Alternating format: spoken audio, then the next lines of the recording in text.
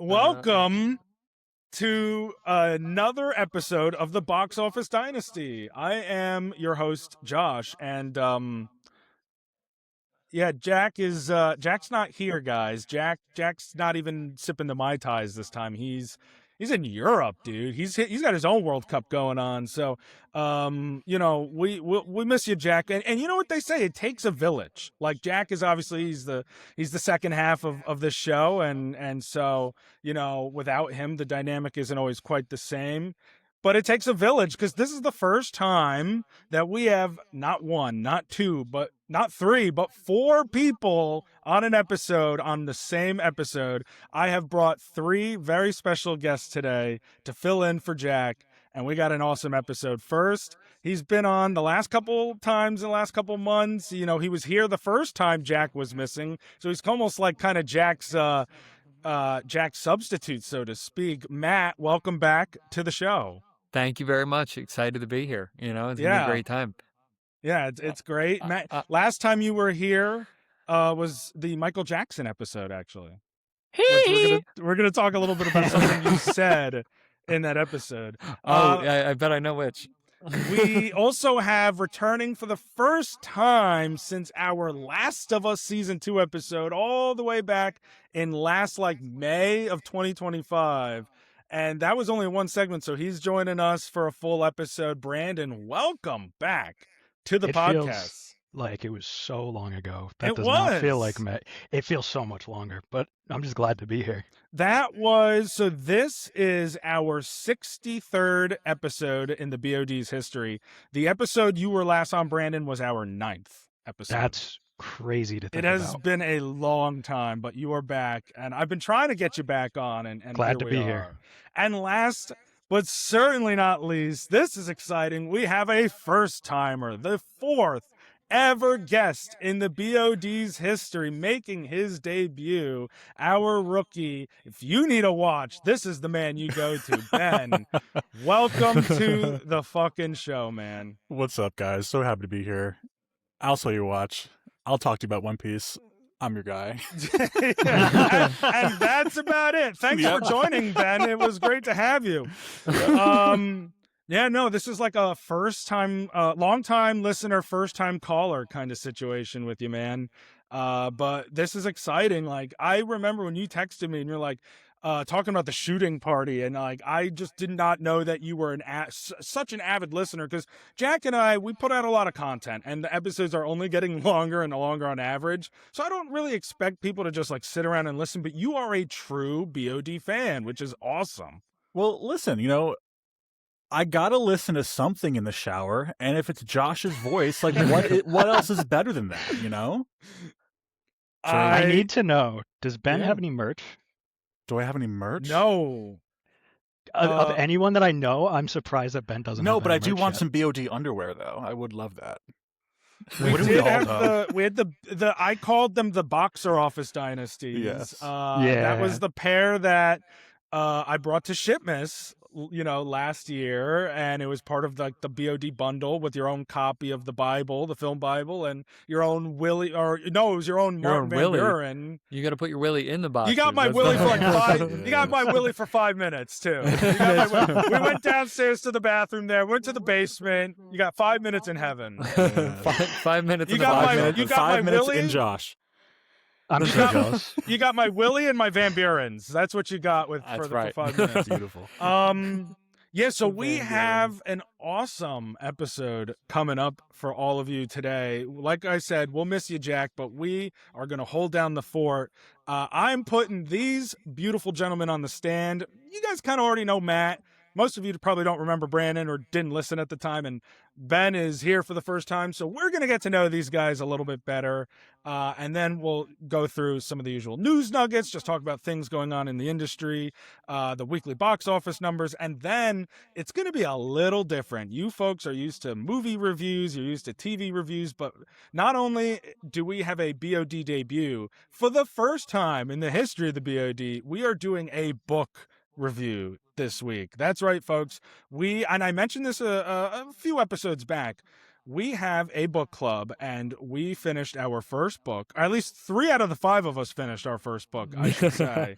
and we are going to talk about it, and it's going to be exciting. And then we're going to spend the rest of the episode talking about the state of physical media, talking, movies and games, and kind of like, I mean, we all grew up with, physical media as like a very prominent part of our childhood and our viewing experiences, and that's kind of on the wayward. So we're going to discuss all that. It's going to be a lot of fun. Matt is already left, I guess. Well, it was nice talking to you, Matt. It's okay. You got places. I just went to plug in my phone. I just went to plug in my phone. Right? Because I was looking at my phone. I was right. It's always the damn plugging in the phone. Matt's like, I'm gonna go mow the lawn real quick. I'll be right back, you guys. You know what? I'll be right back. I gotta go do my errands. Gotta go do mow the another lawn. Staff meeting. I got a staff meeting. I got another staff meeting.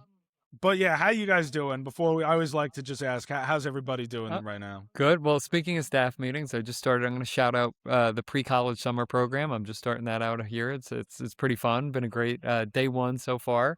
Yeah, not too bad, not too shabby. Weather's been shit, but besides that, not too bad. Yeah, you're like Jack, you know what I mean? Just like it's Jack and I are always like, yeah, like at the beginning we're like, the weather this week, right? We're almost like a little weather report. But you're right, it's been like tits hot. I don't know how else to describe it. It's like I got a meme tits.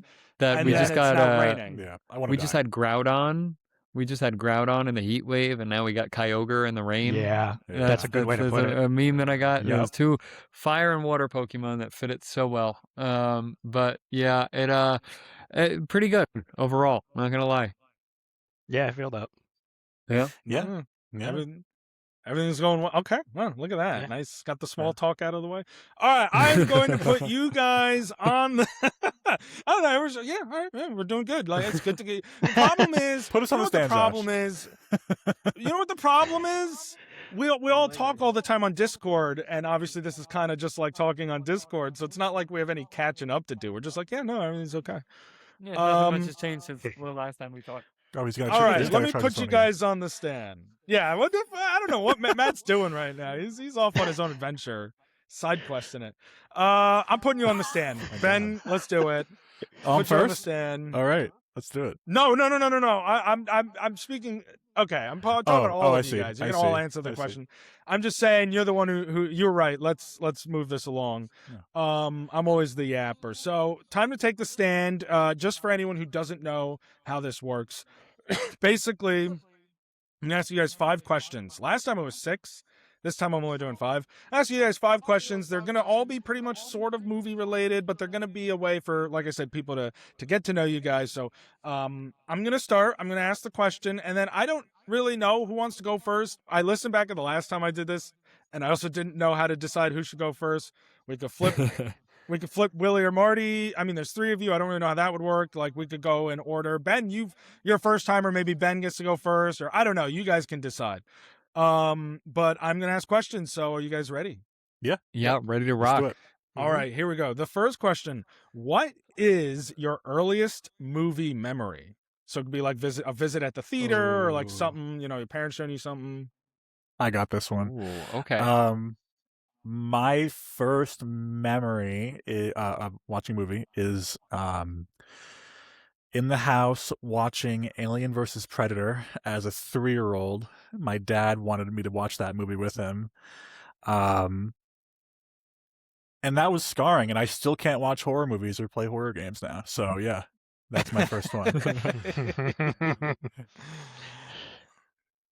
Matt, you want to go next or you want me to go? No, you could go because I'm looking up when the certain movie came out. Okay. I was probably like 2. I watched the original Jeepers Creepers just because it was on TV and it was just playing in the background. And it really set the tone for my interest in horror because I love horror. So that's like one of the earliest film memories I have. 2 very different reactions Cool. to horror. Yeah, As a very- small yeah, Yeah, it's right, like really is. different ends of the spectrum. One fell in love with it, and the Yeah. other is still petrified of it to this day. It's just that So- divergence of pathways there. It really yeah, is. and Yeah, then like just the 2 completely different roads. Is this then what Shellstone the 2 different roads poem? But I was gonna say for mine, I'm like right in the middle. Mine makes no sense. I'm not even going towards horror. I remember distinctly, I don't remember what year it was, but it was the first Pokemon movie that was re-released. They must have been showing it in my town's theaters. I distinctly remember going with my older cousin Eric, who shout out, because he's an avid bod listener. No, no, Wow, okay. Way to prop me up and then kick me under the bus. Fuck. No, my cousin. Sorry, my cousin, my cousin Eric, who's probably like got 8 years on me, brought me to see it, and I only remember it because I got a Mew Pokemon card when I left the theater, and I was so happy about it. I don't remember any of the movie theater experience at all, but leaving the theater, I remember looking at the card and being like, "Damn, that was a cool card." And I that's still have all I that card remember. somewhere. Was it an Yeah. actual card, or was it like the plastic ones? It might have been one of the plastic ones, Like maybe. the gold? I don't know. It I was remember Because it I was a had one of Mew. them. Mine looks like it's like a cave drawing of a Mew. And on the Yeah, it back was it's like a Yeah. cave drawing So of a it was Mew. the re-release of one of the Mew or Mewtwo movies, I think. It Yeah. was. I think it was. That was going to be Pokemon my the guess. first. It was the Mewtwo Strikes Back, maybe, or Oh, something. that's It was such one a of good those. Oh my movie. god. I think Such a good I movie. Damn. think that's what it was. When you would go to see a movie and they'd I- give you physical media as a thank you. yeah, as I Yeah, so right. as I said, Yeah, right. that Yeah. physical media is Yeah. the only earliest movie memory for me. At this point, you're lucky if you get a poster when you go opening night. They No, used to get sometimes- comics for some films. Sometimes you get a mirror, a handheld mirror that breaks. Yeah, and sometimes I you did don't. not get sometimes any you such don't. thing. Some Sometimes. don't. context. Sometimes you don't. For context, Wuthering Heights, Josh was in front of me. He got the last mirror. He got the second to last mirror. Some Front of random me. dude came up and was like, "Hey, can I have that?" And the attendant just gave it to him, and I was just standing there like, "Okay." Yeah, no, he was in front of us. He scanned his ticket. He said he didn't want one. He walks away. I scan my ticket. I get one. And then he comes back and was like, actually, can I get one? And then he just fucking took it. So he Yep. left it for you. And then he was Man. like, nah, I'm kidding. He was like, I'm actually, snacking. I I'm want to taking look that. at myself Psych. during this movie. He just wanted to shit on your parade. That's basically Do what you it was. really did. want He did. memorabilia from Wuthering Heights though? Like, do you really want that? No, but it would have No. just been nice. Well, if it was Sometimes the I look giant at apple. it and I feel that way, Ben. I'm like, why the fuck do I have it? Seriously. Kyler would want it. Didn't Kyler love that movie? Kyler would want it. Kyler Yeah, would he want would. it. He did. would. I It's also a on concept. Letterboxd loved that earlier. movie. Kyler He gave gave it like a 9. Kyler gave Project Hail Mary 1 star, or half star. Yeah, And he gave Wuthering Heights like 4.5 stars. I Don't didn't even- love Project Crazy. Hail Mary, but even I wouldn't put it that Are low. you trying to get my blood boiling? Because if you want to guy. get into that, I could talk about that for an hour straight about how mad I am about that. And he gave Dead Poet Society, about to which is say. a renowned movie, of like a 1. And Yeah, he's saying Hmm. Wuthering Heights is better than Dead Poets Society and Project Hail Mary. What the fuck? I Yeah, thought it's a I didn't crime. know we had Jack giving us those takes over there. let's Yeah, put him on the that's insane. stand. We should Yeah, put, he no, needs to I be would put on the love to stand. see Kyler on the stand. Oh my god. Yeah. Is he going to be on the stand or in the interrogation room? I think No, that he's we got to a- decide where we're Both. putting him. He's on the stand for his crimes. Yeah, That's- we are. You're right. He's not. He's on the stand in a courtroom. That's the stand that he is taking. Yeah. Uh-huh. Okay. Second question. If you had to choose one franchise that you could gain creative control over and do whatever you'd like with, what Ooh. franchise would you choose? Oh. Hmm. Mm. Any There's- franchise? Ben, just say it. I know what you're gonna say. Yeah. Ben's See, obvious. I come back to me because I would say One Piece, but I'm not the creative genius. He doesn't want that that responsibility. Oda is, Does it so have I to don't be think film I or can do television? it. I mean, no, not necessarily. Okay. But like franchises, like if you're thinking a video game, those can be like if you took creative control of a franchise, you could make a film or TV show. Yeah. I actually have one, and I think it is a movie that was it's a recent movie that was based off of a video game. I would like to take control of the Minecraft property. Honestly, if I had to take Ah. Minecraft once slapped.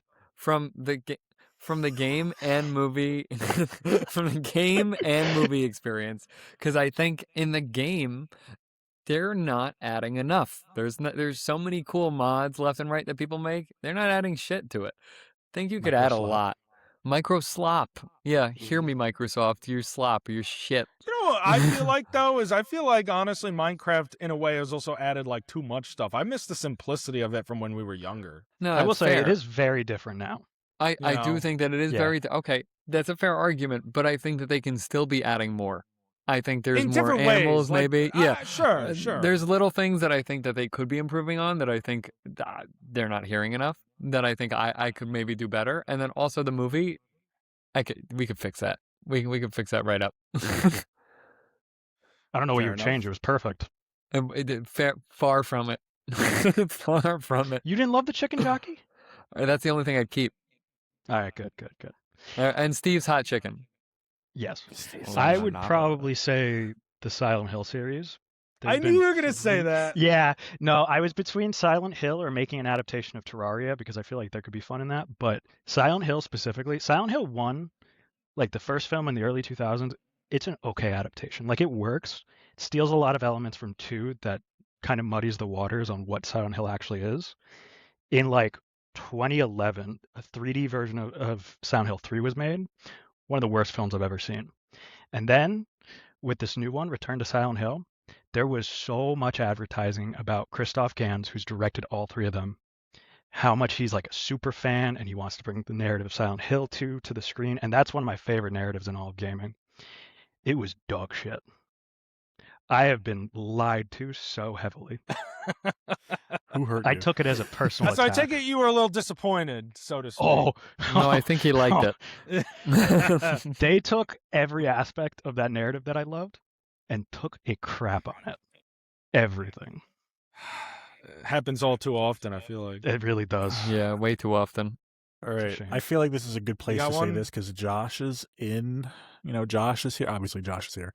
Obviously, Josh is here. Oh, hey, Josh. Present. Welcome, Josh. Yeah. This is I my was first thinking time. about like, oh, what would I want to? I don't really want to necessarily take control of, but I want other people to have it taken away from them. And at first, I was going to say the Assassin's Creed series because Ubisoft is like my least favorite good. thing in the world. Yeah. However, and Josh is going to disagree with me. That's okay. But first, let me say, every single thing Disney has touched for Star Wars has been crap. I don't like any of it. I want all of the stuff that Disney has done thrown out the door, and I want it all to go back to Lucasfilms. Ever since like episode 7 came out, I just haven't liked anything. Actually, I'm a huge Rogue One hater. Look at Josh; he's gearing up. He's gearing up. Crazy. No, Ben, I agree with you. Huge No, wait, Rogue One wait. hater. I gotta say, I hate Rogue One wait. too. I don't totally disagree about Disney and Star Wars. I mean, I'm not. Let's not get carried away. There has definitely been way more bad than good that has come out of Disney. Way Star more Wars. bad. Way more. I just don't. I'm not all the way on that end of the spectrum of like it's All right. all dog shit. I think It's not Andor all is incredible. dog shit. I actually have not seen Andor was Andor. ass. I won't watch Andor because I know I hated I was Rogue gonna say, One don't so waste your much. time. No, Um, it's crazy to me. Andor is incredible. I've heard that I've- it's I've I really fell listened- asleep during season 1. I've of listened to Andor. you and Jack talk about Star Wars so many times that it comes back to every episode. It always circles back to Star Wars or Invincible or DC or Marvel. Invincible always does find but a way. That's with true. Star Wars, In all I fairness, fully it circled agree. back on this episode without him. It did. Yeah, it's I true. will say, the it's a one Disney spirit. Star Wars It's thing a that I spirit. personally really Jack, like is we Visions. feel you. I think Visions is the best Disney Star Wars thing. I haven't seen Visions Visions, but was really cool. I Visions like that is- Visions was is that different the anime? than all of the Skywalker Okay. stuff. You've you mentioned enjoy it at least? before. I don't want any more Skywalker anything. I want it to be a completely different Yeah. time I agree period with at this that. point. They need to get the I fuck away from agree. the Skywalker. Yeah, I family. completely totally That's agree. been brought up before. They need to do I the Old fully Republic back or that. something like that. That's Yeah. why I liked Rogue One. Not gonna lie. But I no, didn't- Rogue One Rogue was One is ass. still a big part of the Rogue One was- Skywalker side. Yeah, I Yes. know it's still connected. but We're it's- not talking about like the Skywalker characters. We're talking about the I Skywalker need an the original Skywalker idea. saga. I agree with that. I do. I like original Star Wars, but then Yeah. original like Mando and Grogu is not. I wouldn't even consider that original. anymore. Mandalorian was fine until was great in season the beginning, 2. And Like, then towards it the end of season season 2, three. it started to go down. No, season 3. The end of season Season 2 three. started to lose me a little until the Luke popped up, and then season 3 was pretty mid. Yeah, I mean, look, I've been saying they should do something with the Old Republic for a long time now. I have to. Like There's so that, many I think would be stories. really a cool way to go in a new direction with Disney with Star Wars. Josh, how would you feel about a TV show using KOTOR 1 as a blueprint? Obviously, it would have to be cut down a lot, but I feel like that could be a good narrative for like a show. Sure, I think that could be really interesting. I mean, you could even do it as a movie, I would say, or like 2 movies. I would want it to really breathe because I feel That's like there's a fair. lot that they could add to it that would really help because it is an older narrative, but I think it would work really well as like a show or something like that. I think that's fair. They probably would want to, really insulate it with new lore that they can introduce. All right, why don't we move on to our third question, which is kind of related to something we're going to be doing today. It's book related, and but it's simple. What is your favorite book that you have ever read? You think I read? Okay, I like that book. What the fuck? As You have evidence before. of your being here, I know that you have read at least one book. Yeah, you're right. But it's not my favorite book. Anyway, spoilers. When do you guys go first? I gotta pick one. Give me a minute. I could go first because I think my favorite book has actually changed, and like I've always struggled choosing favorites, but I think I'm pretty confident in this one. At least there's probably a handful that I could say is my favorite, but Project Hail Mary is definitely up there as a book. I think that's definitely one of my top ones because it's just so easy to read and it's an enjoyable read in itself. And it brings a lot of content to the table, even that the movie didn't have. I also really love, I'm going to give it to 2 books. I'm going to keep it to 2. Well, 2 books I read recently, of course, too. So maybe it's recency bias, just speaking. But Tuesdays with Morrie is also one of my all-time favorite books. That's just a beautiful tale about friendship and just loss and how to deal with both. And I think those, and reconnecting even, is a big theme in that one. So yeah, those 2 are my top 2 as of right now. I'm gonna cheat a little and say any of Lovecraft or Poe's works. Specifically okay. from Lovecraft, The Shadow over Innsmouth, because it's such an intense narrative, and there's been so many adaptations, and I just love seeing how people adapt it differently. One of my favorites is Dagon because it's so corny. Matt knows Dagon. Right. Yeah. Brandon, I've been reading through some of Lovecraft's stories. I haven't gone through all of them, but what is the Ben, if you can I don't remember, what read is it. the I read one? Lovecraft. Whatever. What is the one with the? It's described as like a monster or a zombie, but it's from their perspective, like basically climbing out of what I think it sounds like they're climbing out of hell.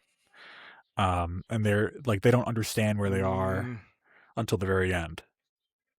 I know what you're talking about it, but I haven't It's read been it a while. in like 10 years. It was a minor one. I really like that one. Sorry, just a comment on yours.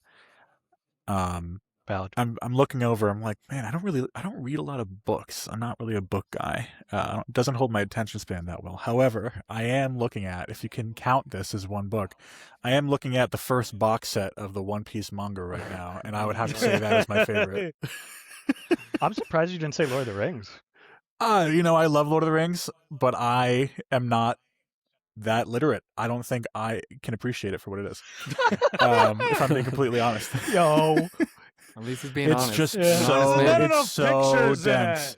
it. Yeah, you're right. I didn't can give you a see picture Gollum. version. He didn't see It's Gollum so enough. dense. It is so hard for me to get through.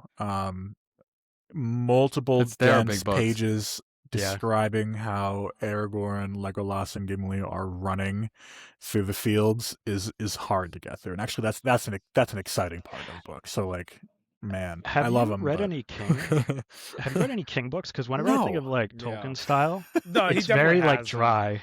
He's Yeah, that's what like I on thought. Petrified I have of not. Horror. He might have read That's what he- Shawshank in a class. I don't know. Shawshank might have No. been. Yeah. No, Yeah, that's true. or Rita Hayworth. No. That's true, but Yeah. I remember I read when I first started reading a lot of the King books was in specifically a film and lit class in high school, and I don't know if any of you guys took that class. I didn't. I wish Um, I did. I wish I did too. That was also where I read for the first time one of my favorite books, which is Mary Shelley's Frankenstein. I think it's Oh, a Great fantastic book. Good book. I haven't book. seen it. I know I really Cassidy love hates that one. Frankenstein though. Cassidy I hates it. have Really? Frankenstein up here. Yeah, can't stand it. No, I love that book. And also I almost Matt, brought to Frankenstein. your credit, yeah, there it is. There you Mhm. go. It's a Yes. great book. And then And to your credit, Matt, though, Project Hail Mary is also one of my favorite reads. Well, And guys, Dracula, yeah, Dracula is Brandon's awesome. doing the Dracula's thing. He's doing really the good. physical media show and tell. yes, He's doing it. It's show and tell time. I All love right, show and all tell. right. Why don't we move on? We have 2 more questions while you guys are on the stand. This next one, if you could have dinner with anyone in the movie industry, living or dead, who would you choose to have dinner with? I know already. Wes Craven. Oh, that's a good one. Yeah, you Yep. would. Mm-hmm. You would. Yeah, you I would. would love to just pick his mind to figure out What would you eat? where so many of his ideas. What would Oh, you- oh. what would you get with Steaks. Wes What would you Craven? Steaks. Steaks with Steaks? Wes Steaks. Craven? Yeah. Mm. I just want to know like the deeper inspiration for a lot of his works because he's had so many inspiration or like foundational horror films. Very cool. Yeah, I yeah, like that's that. a good one. That is a good one. Yeah. I answered this question or a similar question last time, and I think it was maybe my favorite one. I think was the last time we did it was, and I had said Robin Williams, and this time I'm going to go with an actor that is alive. And I'm going to go with maybe with Robert Pattinson, someone really up and coming. I would love to pick his brain on just pick his brain. I'd love to just hang out with him. I'd get Chinese food with him. I'd eat crab rangoons. I'm not gonna lie. I'm not would you gonna now? lie. I There you go, you're would. getting the crab I would. rangoons. I would 100% eat Chinese food with Robert Pattinson without a second thought. That's so on brand for him too. I bet What he about would you, love it. Ben? I consider Josh to be in the film industry. I would want a nice romantic dinner with Josh. What are we Kiss getting ass. for dinner? We're Kiss gonna What are we get getting ass. for dinner? we're gonna get a single giant Yeah, bowl of spaghetti and kiss meatballs, ass and is we're gonna right. do the Lady in the We're Tramp gonna Lady thing. and Tramp the Yeah. the Yeah. spaghetti and meatballs. You can do Yeah. that. You No, can do I that actually- right yeah, you now. could That's- literally that's- do that. Yeah, we literally could do that. We can. If I'm going to give you a person, living or dead. I am. yeah, Live action If- live action episode of the podcast. That's gonna happen. there you go. No, if I'm Yeah. to give you an actual answer, I don't think I would want to have dinner with anybody in the movie industry, considering how I'm not that big of a movie guy. However, there are lots of people I would love to be on like a fly on the wall or like a table across from them to watch them eat dinner. Okay. Like imagine watching Shia LaBeouf or like Charlie Sheen or someone insane, Russell Crowe, like someone insane having like a scene in a restaurant, like yelling at the waiters and like I would Oh, enjoy Shia that. LaBeouf's a good I one would for I that. would enjoy the people watching. Yeah, I agree with that. Yeah. You know, when you said that, for some reason, well, now I'm forgetting exactly who the fuck it was. Oh my God. There was someone that I thought of immediately that I need to Google his name. Why am I? Oh, Jack Nicholson was who I was thinking of. Why? I don't know why his name just Nicholson popped was out. good. I would love to be a fly on the wall, just watching Jack Nicholson do anything. Yeah. That'd be I'm a good thinking, one. imagine like Toby Maguire just freaking out at Yeah, did you see paparazzi, and you get to Toby- watch that from a distance. That would be really I would good. love to be. Yeah. That's another thing that you can go and see. Like Yeah. that happens. You can just go see him freak out at paparazzi. He made Yeah. out with Ice Spice. No, apparently their No, PR they team s- saying that they were sharing a Bullshit. vape. That's bullshit. You don't share a vape like that. Huh? Hey, bro, I'm do you just mind saying just what they do reported you on. mind Wait. just feeding the vape to me like a mother bird into a baby bird's They mouth? said they were just vaping. That's what they claimed. That's it what to the be? PR team is claiming. Yeah, PR team is dog shit. That's not vaping. They were That's bad. fucking making out. I'm just saying what's been reported. I would want to get dinner with Who reported it? Say me. probably say Team me. Z. Say me. Yeah, probably too. Say me. Wait, Ben, Josh, who would you want to get? Who would you want to get dinner with? I would probably get dinner with Andre and Wallace, Sean. You know the guys from the dinner from my dinner with Andre. I thought Like, you were the gonna whole say movie Andre that's the just a Giant. dinner. Oh my god, I thought you were gonna say. Yo, wait, dinner with Eric Andre. Why All did we right, all think dinner, of different just Andres? dinner, just With dinner every with an Andre? Andre. Eric Andre. What Andre would you choose? I would do Andre. My the dinner Giant. with an Andre. Yeah, so everyone's going around. Who's taking Andre 3000? That's Ben's. I don't know Yeah. who that is. I figured. Ben, do you know Oh what my this God. podcast is? This is a Andre platform for me to 3000's talk a about One rapper, Piece so honestly, on the air. it Andre is. three- I am giving you a platform to talk about One Piece. You're absolutely Andre right. 3000 I'm is a surprised rapper. Ben You didn't This say is the the One creator of Piece One Piece. episode. This is the One Piece episode. You're right. Maybe I the would One actually Piece love to have is dinner the with Box Oda. Office Dynasty. I would want to One have dinner Piece with could be Oda, the bod. Echiro Oda. Yeah, that's a great answer. He even Thank knew you, the Brandon. creator's name right Yeah. off rip. I'm surprised you Of didn't say it at course he first. does. Yeah. I think Are he's you trying to surprised? avoid. Dude, wait a minute. Hold using on. One Piece Can I as an say answer Luffy? as much as possible? Can I say Luffy? Luffy's not I'm picking well, Luffy. his The voice actor actor? that plays Luffy, or the voice actor. No, I'm gonna Yeah, I go don't know if with Luffy. Luffy's Oda. like Luffy. a Dinner, person. What I will about say the live dinner with that action? voice actor would be What very about the live interesting 'cause action she's Luffy? voiced That a would be lot good. of anime characters. I could do Iñaki Godoy, but no, I'm going with Oda. I'm going with Oda. No way Okay. you just pulled that actor's name Yeah. out of Dude, you. That's dude. crazy. He knows. That's What do wild. you mean? No way. Yeah, but it wasn't even like a split thought. I said no, Luffy's there actor, was and he no said, "Oh, no thought. way." Yeah, dude. He's like, I "Yeah, could would do hear that." the neurons firing. Yeah, dude. He is our One Piece specialist. This like, is what true. do This is you- the One right. Piece episode. If it's not named that, I'm going to crash out. I guess it is. I really guess. He's making it a thing. We're making I'm that making happen. it a thing. I'm making it a thing. All right, we're like gonna get like an hour in, and we just are only talking about One Piece the whole time. We're like, damn Yeah. it, Ben, how'd you do it? You're Like, so The right. entire You're Yeah, so it's right. discussion's just gonna be Real. about One Piece. It's impressive how he does it. All right, last question, and this is a repeat question. What is your favorite memory involving all of us? And just to make it easier, it can just be like our friend group, because there's already 4 of us here. We make up a sizable portion of that group. So, true. like, what is your favorite memory? Doesn't have to be film related. That's tough, man. Oh, man. That is tough. Favorite. I'm making Matt come up with a second one because I know. Shit. he did this question already. I was gonna say, hold on. Now I gotta. Josh, I gotta know, find it. but it's Okay. just involving you.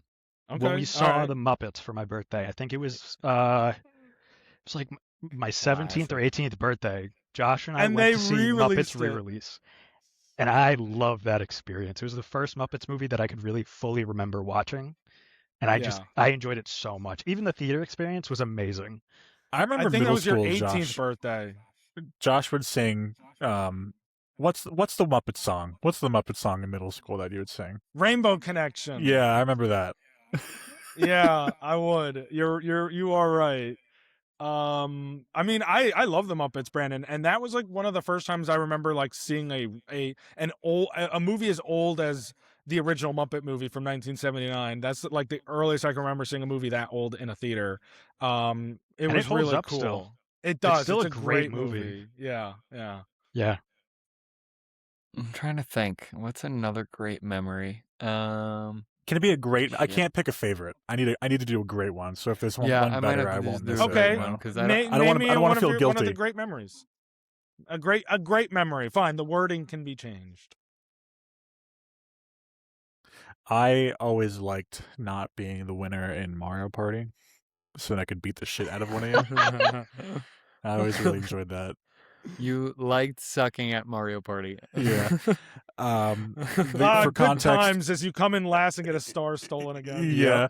yeah. Context is whenever we play Mario Party as a group, usually in the Gilroy's basement, whoever won got a blanket thrown on top of them and then got the shit kicked out of them by everyone playing.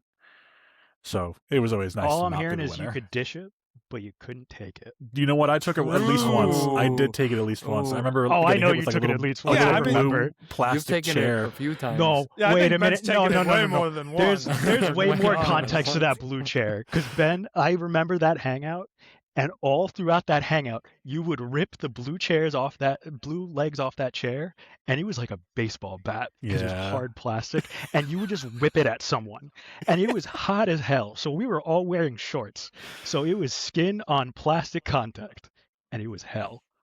I Yeah. remember picking I up that deserved chair it. and hitting you with it. I deserved it.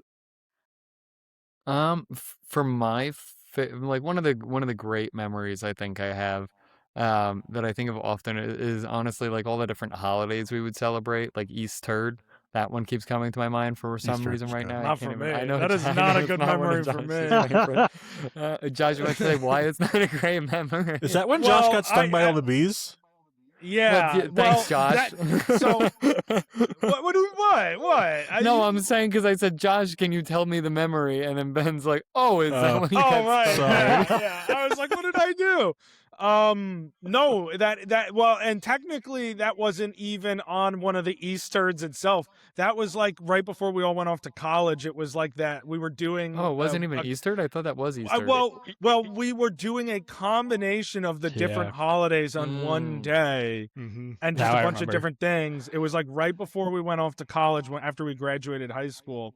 I always like traditionally had bad luck on Easter though, and then that portion of that holiday, we were doing the Easter egg hunt in the Gilroy's backyard, because as you can all tell, we do a lot of stuff at the Gilroy's house. It was always the place to be. That was the spot. We were doing the Easter egg hunt, and the Gilroys had these like containers throughout their backyard for summer, like for cushions for summer furniture that they kept on their back deck. And so I opened one of the containers on the back deck because we were looking for pictures. It was like pictures of our friends, and we traded them in for eggs or things like that, whatever, or something like that. And one little like wasp flew out, and I didn't think anything of it. I thought maybe it was just trapped in there. I was like, oh, okay. I thought that Kyler was slick enough to hide the eggs and the pictures beneath the cushion, the layer of cushions. So I lifted the layer of the cushions up to reveal a now very angry hive of yellow jacket wasps. And they just flew up into my face and attacked me. And I flew down all the steps. I like fell on my ass down all the steps of the back deck. And I ran screaming, like blood curdling screams, like I was being murdered, like into the house. And I still had hair at the time. And I like ran into the bathroom, and I remember feeling them crawling in my hair, and I had to like take my bare hands and like rip them off my head and like WWE slam them into the That's why sink. Josh is bald now. He was ripping his hair out. I was like, it was like something out of a King book. I'm like, ah! I distinctly remember I was standing Yellow by Jacket like stole the your front hair. door, and you came in through the back door with Emma, and both of you were screaming Bloody Mary, and I'm just standing there. I'm like, what's going on out there? We went in What's through that? the scared? front door. No, we went in through the front door because I ran Did you? from the backyard to the front where Killian was, and he sees that I'm just infested, and Emma was infested, and he was like, I don't know what to do. And I'd never in my life been stung.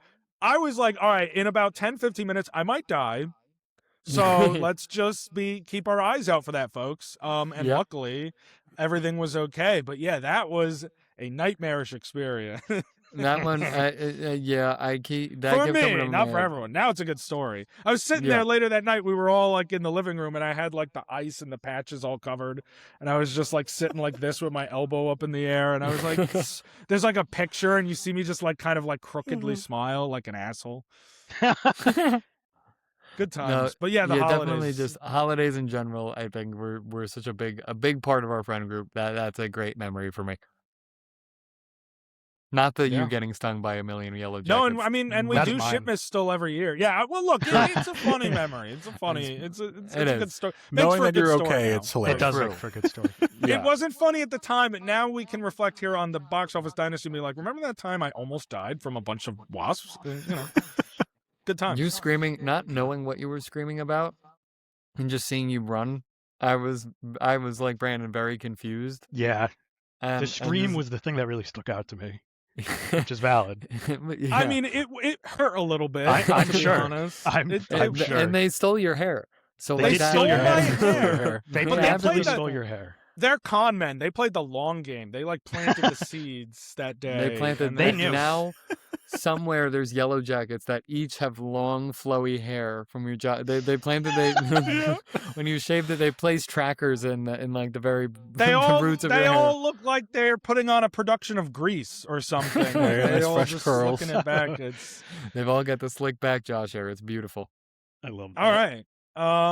Well, that was awesome. I thank you all for being put on the stand. Obviously, it's putting you in the spot, but I love those answers. It was a good time, and everyone gets to know you a little better. So, We're going to breeze through some of these news nuggets real quick. I'm gonna let Matt go first. Matt, if you have any, I know Ben and Brandon said you don't. I do. But if you think of I anything have one, during, actually. feel free. I do have one. Okay, perfect. Ben, So why Matt, don't you can start us off, Ben? All right, Ben. Oh, go sure. ahead. Yeah. So last week was the first end of the seasonal releases of the One Piece episodes for LBF. And then yesterday was the release of a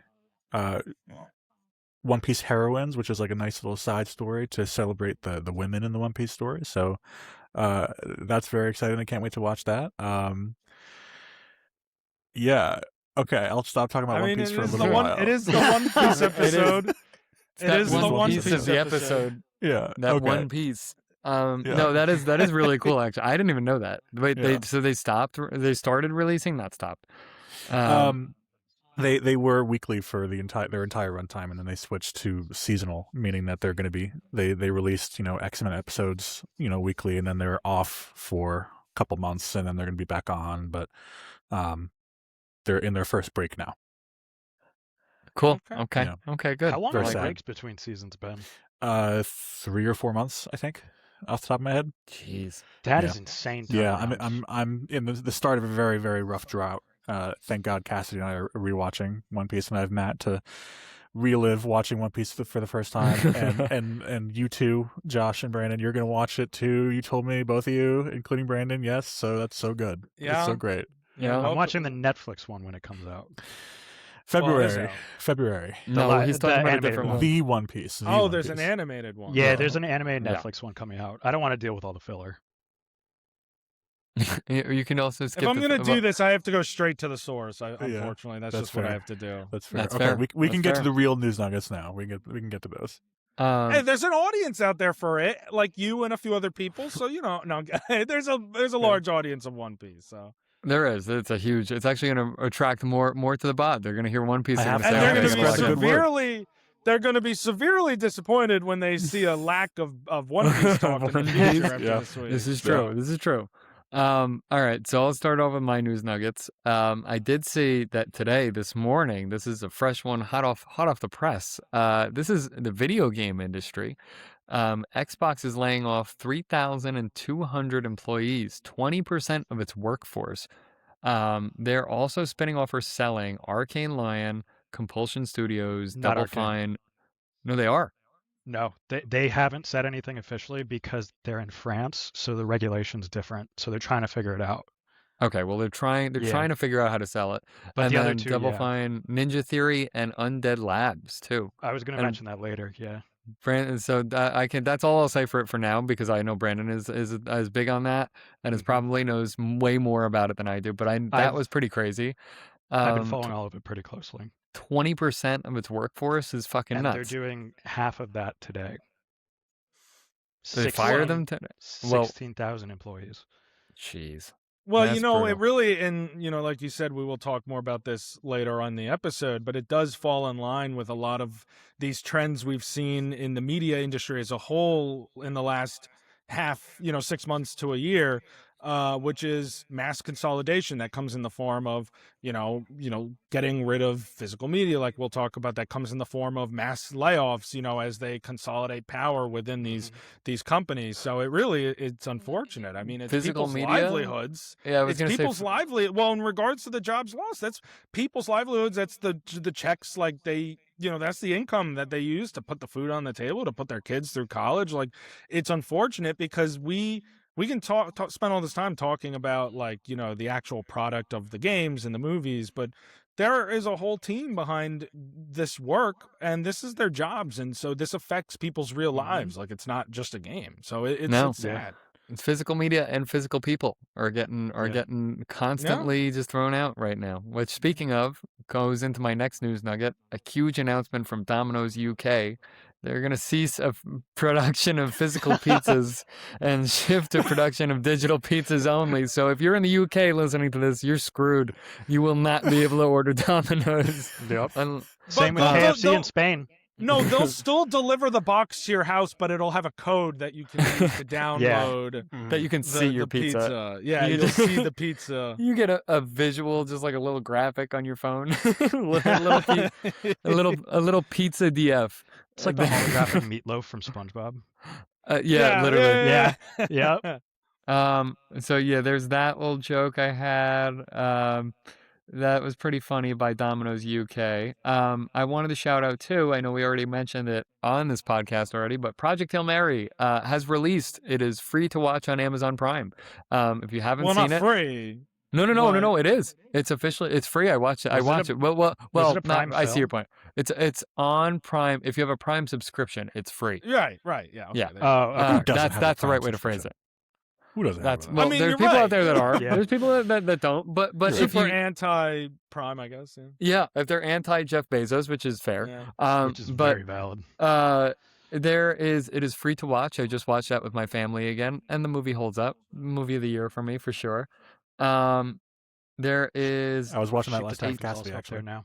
Sheep Detective is up there. Sheep Detective, classic. You got to watch it with Cassidy. We did last night. Oh, you did? Yeah. What'd you think? She really liked it. I Yeah. don't. Okay, good. All right, that Yeah. makes It's a me great happy. I movie. was scared she Yeah. wasn't gonna like it. A Siren Head movie is in the works at Warner Bros. I don't know if you guys heard about that. I did. Good I stuff, guess good stuff. because and it's Brian Duffield from Whalefall. I don't know who that is. Anybody know who that is? Brian Duffield. I know the name. I don't know all of his previous works. He's set to direct it with Zach Kreger from Weapons. That's the big co-writing name. with Zach Kreger co-writing the script. So he's not directing; he's co-writing Yeah. the script. And I just want to say Um, he's doing this after Resident Evil, so he's going from one And- video game property to another, and I love to see it because I It's a love real Zack baller. Kreger. He's trying to heal the the movie industry, and if anyone could, Zach Kreger, we know it's I- you. I certainly need it after that Silent Hill adaptation. Yeah, I bet you do, buddy. I bet you do. Yeah. I think you need like a warm cup of tea and like consolidate. Oh, that's what I did after the consolation movie. after that. Just Made some some I tea have, and just consoling chilled. you. I have two more.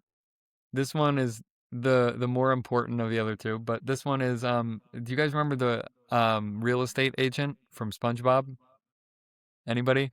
This one? Yes, I This one saw we're gonna- those. we're gonna- Oh my god. So for the for the fans at home who are just listening to the podcast, or Ben, when you re-listen to this in the shower, it is the purple fish who in the I Am Squidward episode is the one who comes to Squidward's house to come sell it.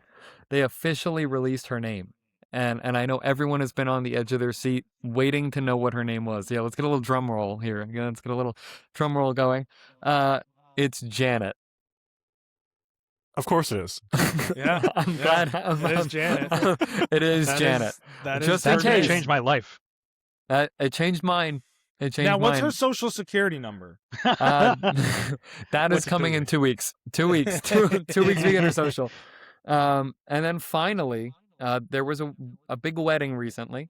I don't know if you guys heard. There was a Lorax star, Taylor Swift, got married to Happy Gilmore 2 star Travis Kelce. I don't Who's in know that? anything else that they're a big part of. I don't know what else they're from. But those two are pretty big movie stars in this Box Office Dynasty. I know one Um, other thing that Kelsey's been in.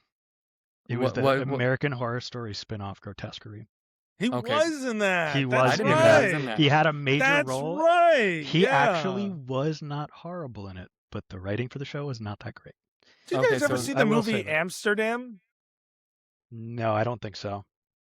Taylor Swift is in that movie, and she gets pushed under a car and run over. So Oh, wait a minute. Yes, I have, because I know that scene.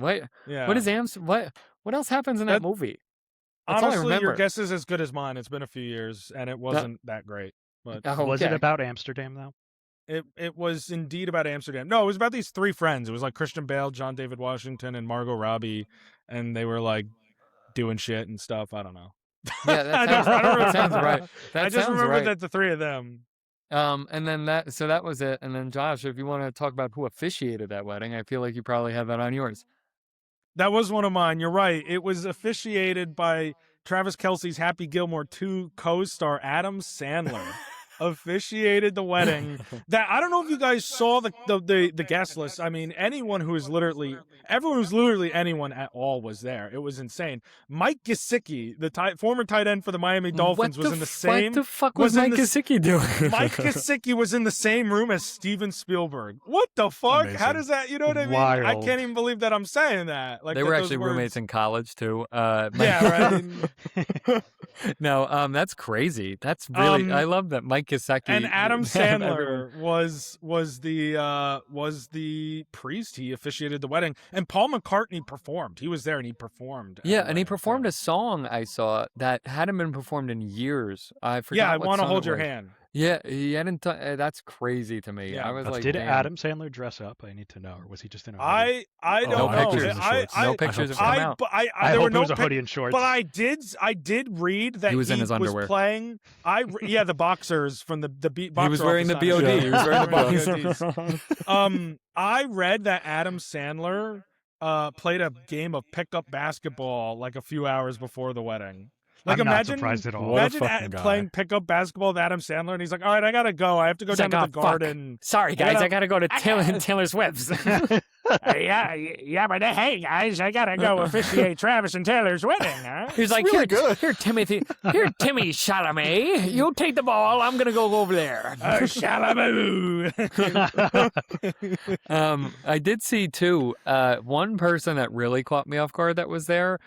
Cameron from Modern Family was at that wedding, and Sure. I was like, out of Was everyone Peter from Modern Dinklage? Family, I don't know. Probably. I don't know I why bet he he was. stands out to me. Probably. I need to know if he was there. Oh, I did I'm have a sure. Peter Dinklage fact too. Brandon, I want to know if you were there at this point. Like, I might have been. You didn't see me that day. I did. No pictures came out. How do This I know is you weren't true. there?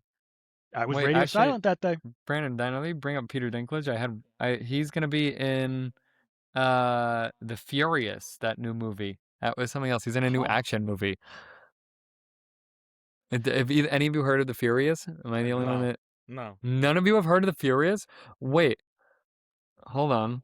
Yeah, It's- me too, actually. There's a new movie coming out, and he's starring in an action movie. This is another. Oh, I'm glad you said that, Brandon. It's by Kenji Tanagaki's new action movie, and it was written by the John Wick creator Derek Kolstad. So, Are there trailers out yet? no, not that I'm aware of. Okay, because I saw a trailer for another movie by some of the John Wick creators recently, so I didn't know if it was that. Well, okay. Finally, moving on to, I guess, my news nuggets. I'll try and keep them brief. The first one, and I don't know if any of you have actually seen this movie before, but I have, and I'm very excited about this. It's been rumored and it's finally confirmed that Christian Bale and Leonardo DiCaprio will star in Heat 2. So obviously Heat, the classic film with Al Pacino and Robert De Niro, it's one of my all-time favorites. The long-awaited sequel based on the novel is coming, and it will star Bale and DiCaprio. DiCaprio is set to play Christopher Hurley's, and Bale set to play Vincent Hanna. And for the rest of the cast, Stephen Graham is in talks to play Neil McCauley, and Adam Driver is in talks to play Otis Wardell. So you're talking Bale, DiCaprio, Stephen Graham, and Adam Driver, which is incredible. And there has also been rumors that Austin Butler and Jason Clarke are still circling roles in this movie as well. So I don't know if they still are, but I know they have been. And Pacino might reprise his role because it's supposed to be like a prequel sequel kind of thing. So this is quite the cast that we are forming here on Heat 2. It sounds like some cinema, if Yeah. if anything. I haven't seen Heat at all, but I've heard really, really cool things about it. A lot of my a few of my coworkers, my coworker John has told me multiple times that I need to watch Heat. And now I think because of these cast announcings, I'm definitely going to. Yeah. And the original also sounds like it was pretty star-studded, no? Yes, yes. You have DiCaprio. You have De Niro. You have Pacino. You have who else was in it? Val Kilmer was Oh, in shit. Heat. So yeah, that was a great movie, and this looks like it'll be great. I've never read the book that the second one's based off of, but now I definitely want to before this movie comes out. And a little a good way for me to transition news nuggets from Michael Mann. Speaking of Michael Mann, he recently met with Indy Navarrete, obviously well known for her breakout in Obsession. So the two of them met, and they are looking for a lead actress for Heat 2. Imagine Indy Navarrete going from her breakout, moving up to a Michael Mann film alongside Bale and DiCaprio and Al Pacino. I mean, that would be That's a crazy jump. That would be crazy. She's Imagine been going insane. Imagine Yeah, going she from was- $750,000 budget to the budget of that movie in a movie. Yeah. That would be fucking nuts. And she deserves it. She was The insane. legends of the craft. I thought of one nugget, but I want to see if Josh already has it, because there's a good chance that he has it. Okay. Well, okay, we'll get to yours after I do. That's Yeah. like the 1A part of it, and then the 1B. She also recently met with Marvel. That was mine. Yeah. Okay, there you go, and Good to hear director this, Jake too. Schreier. X-Men. Yeah, and X-Men. she is open to starring in a Marvel movie. And I know some people were like, "Oh, I don't want her to get stuck in the Marvel, slog, machine for the next 10 years." I agree. I don't want her to be a big enough role where she gets stuck in only doing Marvel movies the next 10 years, but I'm not going to give her shit for capitalizing on a breakout moment and collecting the kind of paycheck that you can get from Marvel. Like, you are not, you can't judge someone Real for shit. doing that. That is the logical No. step for That's someone a like smart- her at this point in her career. A smart move. Josh, if you had to guess who she would play, who do you think that she would be playing? I was going to be good question, Brandon, because I was thinking the exact same thing. I want everybody's opinion on that. In I can X-Men or pinpoint- in general? In X-Men, I can Are we- pinpoint a character that she would be perfect for. Are we talking about Hmm. Nikki in Obsession? Is that who this is? Mm, Yeah. We Okay, are yeah, talking thank about you. Nikki in Obsession. Yeah. Thank you. So Matt, who do you think so that Josh could think? I'm thinking. Okay. I mean, is Jean Grey casted? Well, that's Dude, what that's a lot what I of was people gonna think. fucking That's who a lot say. of people think Sadie Sink is playing in Yeah. Brand New Day. Mhm. Okay. I And mean, maybe. Her outfit kind of matches Jean's colors, so I'm very Yeah. inclined to believe she's going to be Jean Grey. I could see her being a banger Jean Grey. I think she would be phenomenal in that role. She just fits it. I don't know. I don't really know Jean Grey that well, but I know that she has the versatility, the range of an actress that should fit that role. But yeah, I think Jean Grey. Hell, you know what? They're recasting. If honestly, I would rather her be recast, because I heard the Sadie Sink rumors of her being recast as Scarlet Witch in the new Spider-Man. Right? Is I that think what- those were just fake rumors. Is that just fake rumors? Well, fuck it. If those aren't fake and they need a new Scarlet Witch, I want Indy Navarrete. I'll say it. I don't want them to recast Scarlet Witch personally. I don't either, because I love But- who they have for Scarlet Nah, Witch. me neither. I don't But know. if they I think that do- she's perfect for it.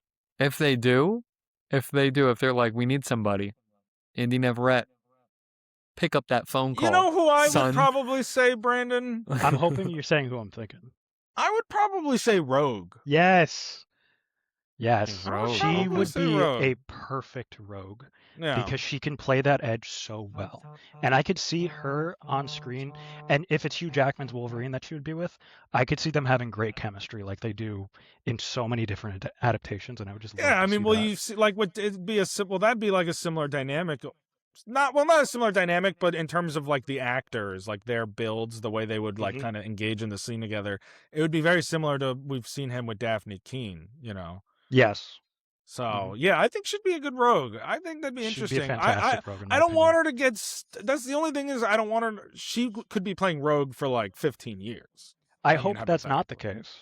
But That's what I'm saying. I don't Yeah. want her to do like she has also said she's interested in like doing more original horror too. So like I want to see her be able to get that paycheck, but I don't want her to be like Robert Downey Jr. is a fantastic actor who was stuck doing Marvel movies for 10 years and now is back doing it again after doing Oppenheimer, which literally won him an Oscar. Like that's disappointing to me to see Robert Downey Jr. not, I mean, he did the Marvel thing for 10 years. I wanted to see him do other stuff. So I love Indy Navarrete. I would love to see her in Marvel, but I don't want her to be stuck there for a long period of time. Ben, who agree. do you think she would succeed as? Dude, she would be a great like Juggernaut. She'd be good as Beast. Dude, I True. don't fucking know who she'd be good at. Who would she be good I was at in just One saying- Piece? Who would she be good at in One Piece? Oh, Oh, dude, she'd be no, Nami. fuck. She would be Nami. No, she wouldn't be they're already Nami. She would. They're already. No, she Dude, wouldn't be Nami Nami. and Robin are already cast in the live Robin. action. She would be a great Robin. She'd Just be a good saying. Perona. I'm saying- she'd be a good Perona. Yeah, I can't talk to you about One Piece. Get on my fucking level, boys. Go watch One Piece. She would be a great Robin. I'm just saying. She'd be I'm good. just She'd be good saying. Robin. She'd be a really good Perona. Perona is actually the correct choice here. Google Perona for me, one of you. Matthew, go Alright, Google Perona. Corona. C-O-R. Pete Perona. Fuck you. Let me see. Perona. Wow, it opened up immediately. to Yeah, color she her could play hair a pink, good Perona. But Yeah, I could if see she that. if she colored her hair I don't know pink, about she the could play around that personality, but I character. could see that. no, you definitely could. She definitely could. That'd be good. Okay. Um, I'll trust your One Piece judgment on that. I think so. Anyway. And when I get to Perona in 10 years, I will let you know. Oh, God. Thank you, boys, for for moving the conversation back to One Piece just for me. I appreciate it. And we'll keep it at your level throughout. Yeah. It's the One Piece episode. It's the remember? One Piece episode, of course. Keeping up with the superhero news, a Mr. Terrific series is in the works at DC with Alan Heinberg, who's behind the Sandman, writing the pilot. I thought Eddie Gathegi was great in Superman as a Mr. Terrific. Like, I It was know awesome. the Supergirl. I know the No, I Supergirl do think kind that's of gonna be awesome. the Supergirl criticism has led people to being like, oh, how many characters in the super family, super realm are we going to be doing at the beginning of the DCU? But like, I think that this could be a really cool idea if someone has like a cool story to tell with them. I agree with that. I think he played an awesome If- Mr. Terrific. But it's very contingent on Yeah. what the story follows it around. Yeah. But if they can write a good story for him, I think it'd be pretty badass. I don't know. He was a big part of Yeah. that Superman movie when you think about it. You know, he agree. definitely held a solid role. And and he was funny. He was really funny in that role too. I could see it being strong. It's not the direction that I want them to go. Like, I want them to start diversifying more. Clayface Sure. is a big step towards diversifying, but like, You gotta land I that love bitch. the super side of it, but I want to see more of like Batman. But I think people obviously. are so concerned, and there's been a lot of, Jack and I talked about this last week, and then we had some clips on TikTok and Instagram where the people were kind of going off in the comments debating like, what direction should the DCU even be going in? Because they're like, well, why aren't we getting Batman and Wonder Woman, and setting up the Justice League? And there's first of all, there are iterations where Supergirl does show up in the Justice League, but also, I think it's fair, and I've said this before, to look at the DCU with a different approach than the MCU. Like, they're not building up to that group project because that was what the DCEU did too immediately, and it failed. And I think now they're trying to course correct, where they're saying, let's just pick something out of the catalog of DC characters, especially if it's never been done before, and go and take a unique voice and do it. And I tell a think the story. problem is that Supergirl was too similar to Superman and just wasn't a really good adaptation. And since it was the second film, people have this idea now. But Clayface, to Brandon's point, looks like it's going to be entirely different. So what if it's a Batman villain? I mean, it's an interesting story. Tell it. I agree. They've proven that they can handle the lighter elements well. I just want to see how they handle like the darker side of DC. Yeah, I agree. Yeah, I because do. it's two very important halves when it comes to DC. True. And they need to balance each other out there. Yeah. I still Can't be want a too Green Alright. Lantern too movie. positive. I want a Green Lantern What movie movie? too. Well, we got the show coming out next Yeah, month. Green Lanterns. Lantern's my favorite DC. Yeah. DC. No. Really? hero I and did know also, that. I knew side that of from DC. Six Flags. I feel like you told me Yeah. that, That on makes a sense. on a sixth Yeah. grade band trip or something. Like some Yeah. random deep thing. lore. That Yeah, is deep deep lore. lore. That's just reawoken that for I me. love Green Lantern. A good Green Lantern adaptation would also really help course correct, I think, the Mhm. DC universe. Honestly, I think that Yeah. show, if it's as good as I think it could be very good. I don't know. All right. And last but not least, I will leave it at this one.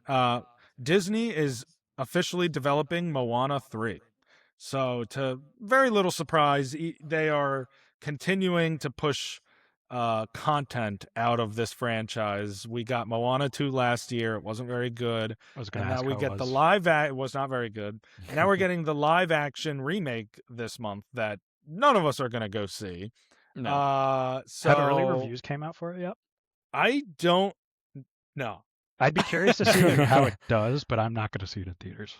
I'm Or very at home, likely not going probably. to see it at any point in the foreseeable future. Can I Yeah. disclose something? I've never watched Moana fully. Never. Really? Yeah. Well, I I mean, the first one's great. first one's It's a I've really heard good it- movie. I didn't watch the I've second heard it's one. really good. I haven't seen the second one. either. You don't. I Need don't to. know. You The don't way need the to. second one's been described to me is it very much feels like a Disney Plus show that was just pushed together. It's like the Lion King Yeah, I 2. could see that. Yeah, Yeah. pretty much. No, Pretty don't- I much. didn't hate don't- Lion King 2. Lion King 1.5 though. I was That just gonna say classic. Lion King 1.5, dude. Picture perfect cinema Um, right there. All right, so that's it. That's all I have for the news nuggets. Let's move on with the episode.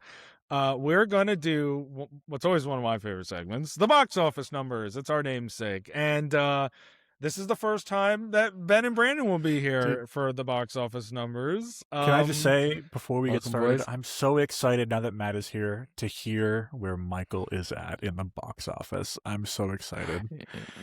All right, It's yeah, really not. that it's is not gonna be true. good. So last time Matt was here was when the movie Michael came out, and flashback to that episode, Matt boldly predicted that Michael would make $1 billion at the box office, and Jack boldly and took that I stance. laughed our asses off. We laughed them for days. We're like, no way. But as time has gone on, Michael has inched closer and closer and closer to the $1 billion mark. And in 2026, so far, we have $1 billion movie, the Super Mario Galaxy movie, the first Yeah, makes film to sense. cross $1 billion Not a this surprise. year. Michael is currently in its 11th weekend in the box office. It made $492,000 this weekend domestically. Let's see if it is. We'll find out together for the first time. Is Michael a $1 billion movie? Do you feel lucky, Matt? Oh, man, I feel lucky. I'm rolling out. I'm putting my money all on Michael here. Come on. Michael has grossed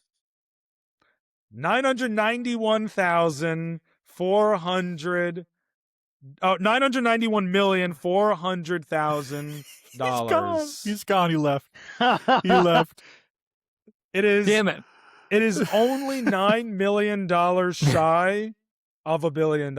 It is the highest grossing biopic of all time. Imagine Yeah. if its run gets cut just It's before gonna it get hits cut. the- If I It know my will. It fucking probably luck, will. it's gonna make But it- $8,999,999, and it's gonna stop. Play the long game here, Matt, because if Michael gets a re-release when the sequel comes out, I'm sure enough people, $8 million or $9 million worth of people will go see. But When does that that happens- count? Does that really count? That though? does count. That does It's count. still part of the box office. Yeah, It's it part is of the a box office it's numbers, box man. office earnings. I will like, be it's like- vindicated.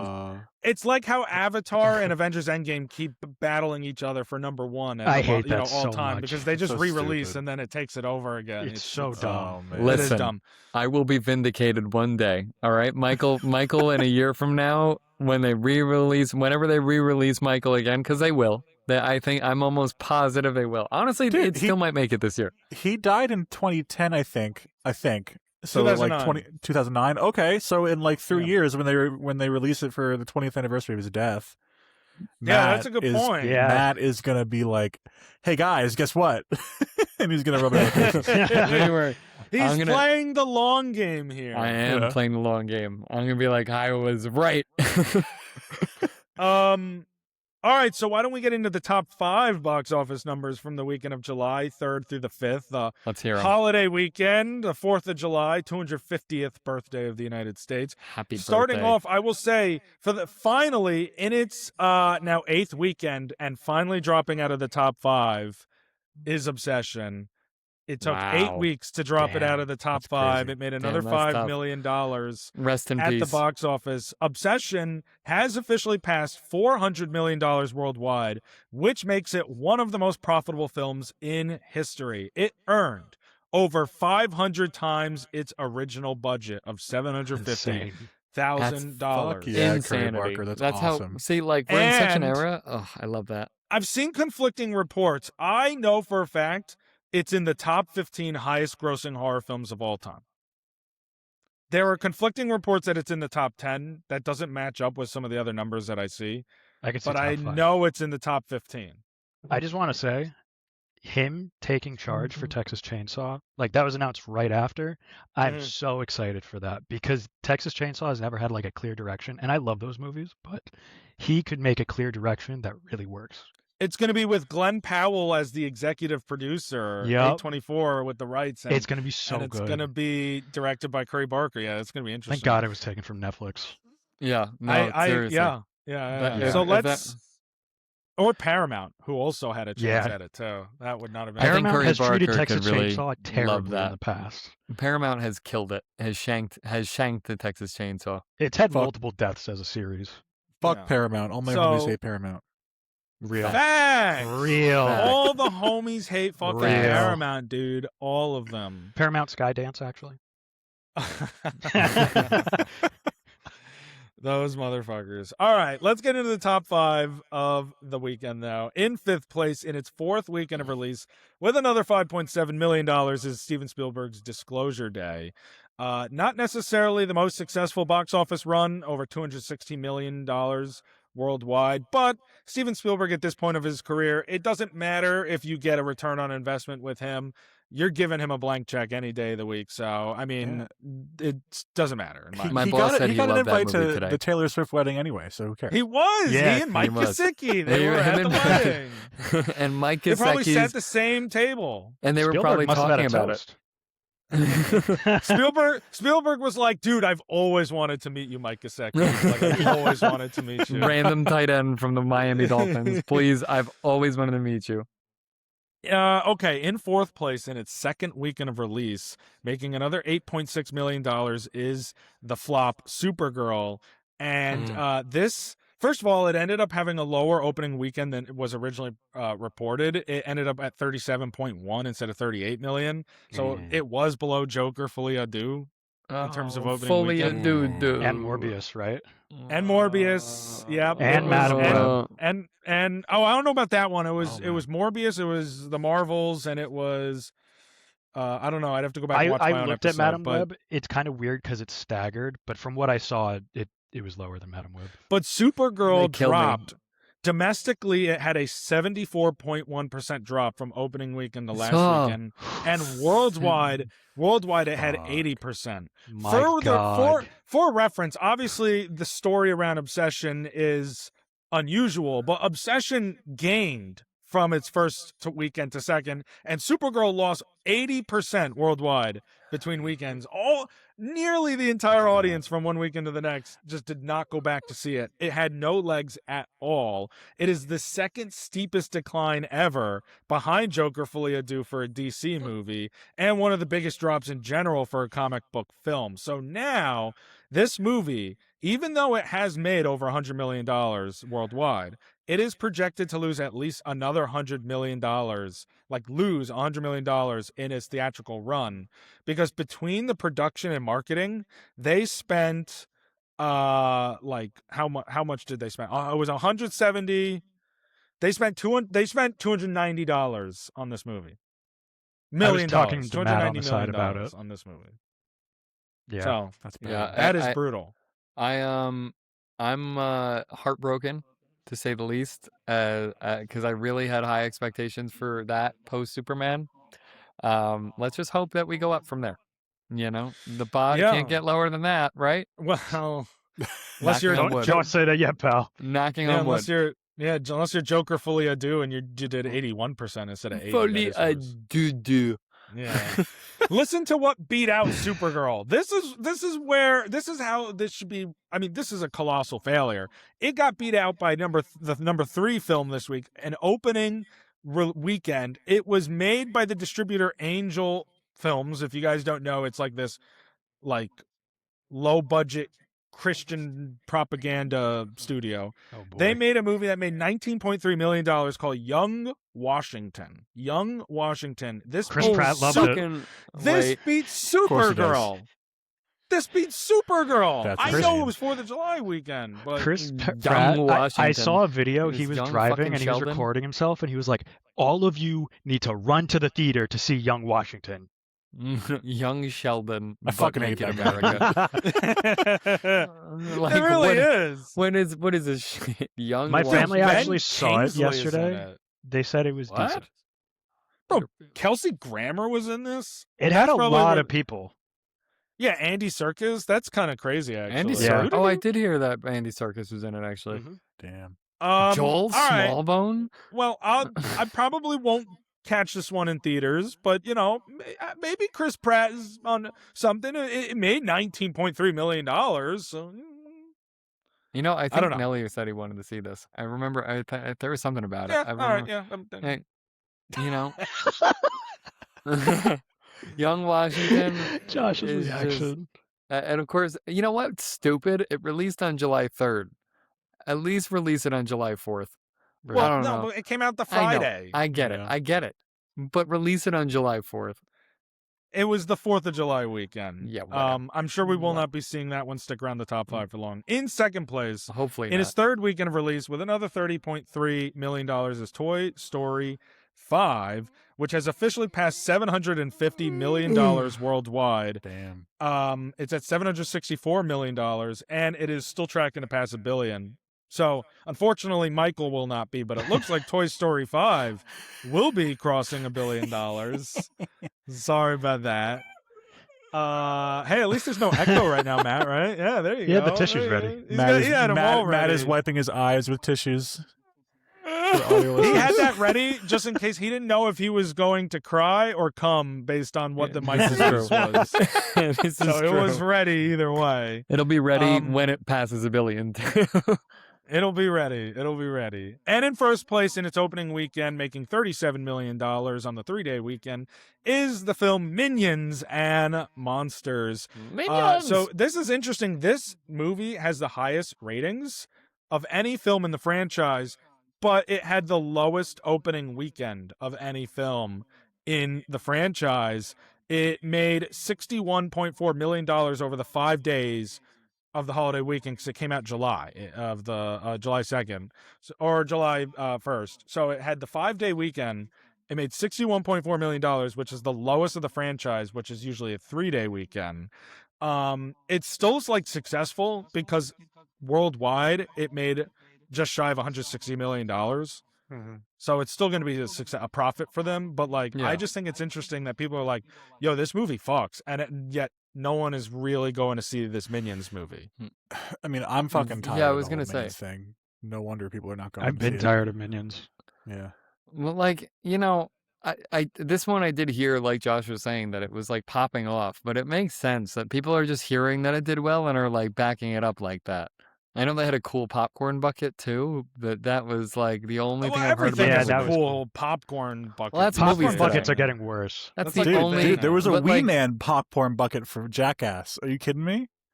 There was a Wee They gotta Man step one? up How the is much Yeah, it there's a popcorn Wee did it possible? actually Man. hold? Who The knows? Yeah, buckets that's are a getting good smaller question. in how much Did they you hold see now. the Supergirl one where it Yes. just looked like a fucking foreskin? It looked like Mhm. a flashlight. Yeah, Yep, It looked, literally it was a flashlight. terrifying. yep. It's crazy. Did you see the Lobo bike? Yeah, but it Yeah, didn't even hold The popcorn. Lobo bike holds like less than half of a small popcorn. It's crazy to me. That's ridiculous. I would also argue, though, just to, make another point here about Minions and Monsters, I would also argue that it existing in the atmosphere of Toy Story 5 right now is As a- taking away from its box office because I Toy Story agree. 5 is only in its That's third fair, yeah. weekend.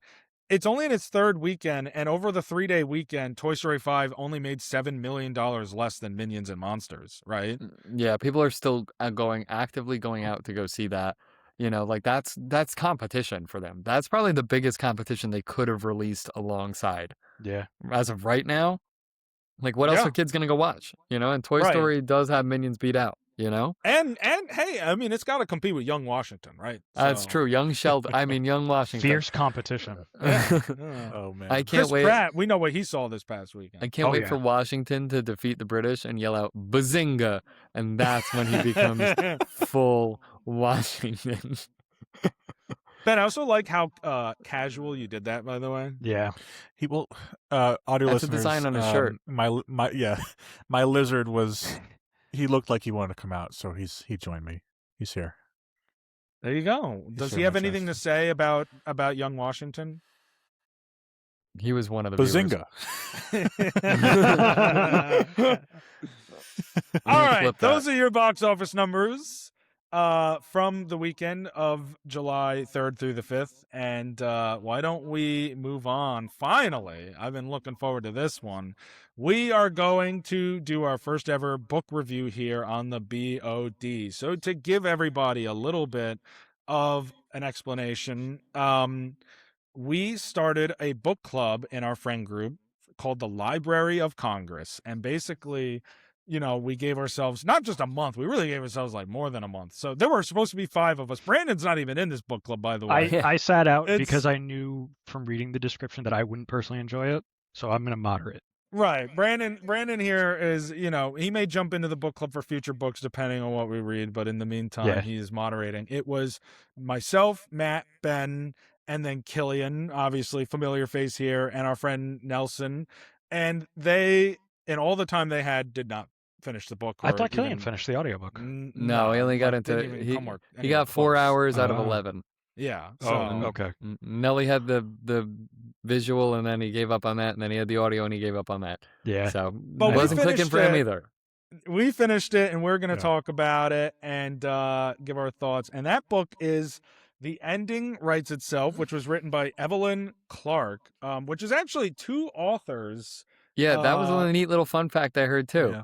Yeah, Little V.E. pen name there. Schwab and Kat Clark. It is a pen name for them. So, Interesting. but just to explain the book to everyone before we give our thoughts, by the way, we're going to give ratings, I guess, reviews, spoilers ahead for the book. The Ending Writes Itself. Spoilers ahead. But just to give a little overview of what it's about, basically, it's about this prominent author named Arthur Fleck who passes away, who dies. Joker. And so they invite Yeah, it 6 does sound like Joker. they invite 6 like up and coming authors onto his private island to finish the ending of his popular novel series. Actually, popular is not really doing it justice. It's basically Harry Potter on steroids. Yeah. So J.K. Rowling he- wishes. Yeah, really, Yeah, right. yeah, actually though. If It's J.K. what J.K. Rowling Rowling was says. woke, she would be Arthur Fleck. Yeah. So that's True, basically what the true. book is about. We're gonna give ratings and reviews. I guess anyone want to go first, or should I go first? And Brandon, like I said, feel free to jump in with. Before you guys give ratings, every time you say Arthur Fleck, I just think of Joaquin Phoenix. Is as that- I Joker, think it's 'cause Arthur, that was it's his Arthur name. Fletch. Arthur Fletch. It's Arthur Fletch. That's, Oh, okay. Arthur Fleck is Joker's name. yeah, Yeah. Fletch. Okay. Still gonna think of it, but Are we going to be doing the 3 ratings, and then we're going to talk about it, or Yeah. am I like, or should I do a rating? Yeah. and then Let's talk we'll about it? all give our rating. We'll all give our rating, and then we'll talk All about right. it. I Alright, don't bet. want to go first. I'll let one of you guys go first. You want to go first? No, you go first. You go first because I'm thinking about what I want to give it. I would give this book like 8.5 typewriters out of 10. Okay. Oh my All right. god. I'll probably. Ben's Oh my face says it God. all. Oh my god. I'm probably. I'm gonna used give to this- having to battle like Jack when he doesn't like something, so it's okay. I'm ready. I'm gonna give this one probably. I think I'm gonna give this 7 gold books out of 10. Give it a 7. That's funny. I was going to use gold bucks, but then I was like, wait a minute. No, I'm not focusing on the stupid fucking gold book. I'm giving this fucking book 3 obvious whodunits out of 10, dude. Fuck this 3 book. obvious whodunits. Okay. All right. All right. I'm Okay. excited. All right, we're all over the place here. We usually like to start with positives here. I was when gonna we say do a I really want to review. hear what Ben has to say. But okay, Ben, why don't you why don't you No, like this no, book? no. Sure. I want to hear the positives first. Let's start with positives. Okay. Okay. I like this book, obviously. I have problems with it. I could Dumbass. see myself more of like an 8 than an 8.5. But I like this book. You know, I think the biggest thing that I really enjoyed was the how each, like, not necessarily each chapter, but sections would focus on different perspectives. I was a fan of that. I thought it really gave you a better insight. Like, it didn't establish any necessarily main character. I mean, there were ones who got more attention earlier in the book than others, but And I Sienna. liked that yeah, for sure, Sienna and Malcolm and their dynamic, but I thought was interesting. But I liked that when they were establishing this whole mystery of we're on this island and we have this book and the 6 of you have to finish the ending. And they all have, first of all, they all write different genres and they all have different kind of dynamics and personalities. And so I liked when you read each chapter, even the way it was written was kind of to fit the way they would think, their kind of personality. You know, when you read a section about, like, from Millie's perspective, it was a little more bubbly, you know, and Millie Bobby when Brown? yeah, pretty much. Like the time I DM'd her to tell her to get the new season of Stranger Things out. Josh, that lives rent free in my head. Oh my I God. I think love that that's memory so do you think much. do you think that's why she got rid of her social media? Yes, Yeah. absolutely. I She wouldn't doubt it. Said I'm tired of I'm this, Grandpa. fucking dumb. Tired Yeah, of 'cause hearing about this. I said I wanted the new season of Stranger Things, and then the final season sucked, and she was like, "That's it. Sucked is an win. understatement. I can't win with these people." She couldn't hear Um, the backlash you were gonna give her in the DMs. Yeah, She but couldn't like handle it. when then when you have like Sienna's perspective, and then compared to Malcolm, you know, and they have their marital problems, seeing their kind of perspectives on their same situation, I found that very engaging. Like, I found that to be not, you know, a lot of books they usually have 1 or 2 narrators, and this one had, even though, you know, this one really had like 6, 7 of them, even more in a little bit, 8 of them. Oh my god. So, So- as someone who hasn't read the book, do you think that they juggled those narrators well? Because that could get very confusing in a lot of I- other No. books. Agree with Josh, and to your point, Brennan, I think they did. And that's something that I also liked alongside Okay. that. Like, I think that they did, like, the way that they went through it, I like the flow that the book had. I kept thinking that when Josh was talking. The flow of the characters was really nice. Like, the way that they went in between them, I thought it was some solid prose there, using my English focus. It was really well written in the fact that they could go back and forth and almost make it seamless between different characters. And they had different ambitions and everything, but that also led to some of my drawbacks about the book as well. But I do think that they were able to do that. And Josh, did you want to touch on that as well, since you were saying it before? I just wanted to answer that by saying, you know, I actually am a little closer to Ben in the sense that I don't know if they always juggled the characters equally in the way they should have. Definitely not equally. With the benefit of the doubt, there was also reason to that. Certain characters I feel like had to be a little more mysterious to the reader at certain points, because the way it's written is, when you go from one chapter to the next, one section to the next, most of the time it's the same scene continuing on. It's almost like, you know, when you were playing GTA 5 and you're doing like a mission, Yes, I know. and exactly then what you're like talking in the middle of the mission you switch from like Franklin to Michael or to Trevor or something. That's how the book was like. It was like you're in the middle of the scene, and then it switched from like one of the people in that scene to the next, and then the scene were to continue on, but now you're seeing it from their perspective. So it was like that. So I want to hear Ben's perspective as well, but would you say that there was any like hard cuts in the narrative, or do you think it was one continuous scene just changing between perspectives? There were some hard cuts. There were hard. Yeah, Okay. there are. Like, it goes back and forth in time. There's Okay. a lot of time jumps to earlier in their careers, earlier in their lives, which they built some of their characters pretty well. But I'm specifically saying some because some of them I feel like they didn't give any love at fucking all. And there was some disparity in the way that they kind of wrote them. Okay. Ben, what do you think? All right, like, dude, I have so many thoughts that I know I'm not going to be able to articulate all of them. However, I'm going to get through some of them. All right. This book started off with a all All right. I found a good quote from a Reddit thread actually that really helps me articulate what I want to say. The premise is a slightly original tweak on a very unoriginal idea, and that is so fucking true. All right? Mm. It is a bunch of people who get called to this very mysterious, privately owned island, to this guy's mansion, and oh my god, he's dead. And now we're fighting over, it's a competition to get his, it's a book deal and to finish his story and all that. But it's like get his legacy, or his, almost like his inheritance, whatever. It's a fucking unoriginal idea. It starts off that way. However, I like that it's a tweak. I was engaged. I started it enjoying it. It was slow. It was slow, and I started this book a day and a half before I had to finish it. So everyone else, Matt and Josh had already known, had already That's finished the book. crazy. It was crazy. Yeah, those ADHD. It's honestly impressive. I had to. That's I really had to impressive, spend. Ben. I had to spend my last day off after a 4-day weekend reading this fucking book. The whole Someone day. that's illiterate, the that's real entire day. impressive. The entire day. I'm a slow reader. That's true. Yeah. Yeah. So I have an issue with the premise. I have an issue with the characters. This starts with the first character. The prologue starts with Kate, and it's the only chapter in the entire book that Kate gets to herself from her perspective. Bam! It's very fucking clear already that all the other characters they all get a spotlight during the events of the story, except for Kate. Duh. Kate's the fucking killer. That makes sense. Obviously. The book is a whodunit. It's very clear. Do you like that narrative trope, the whodunit trope? I think it could be done very, very well, and that's what kept me engaged throughout the Okay. book, because the beginning was a You're little waiting to boring, see. but I was told it was a slow burn. All right, so I can appreciate a slow burn. Breaking Bad is one of my favorite shows of all time. All right, and that's absolutely a slow burn.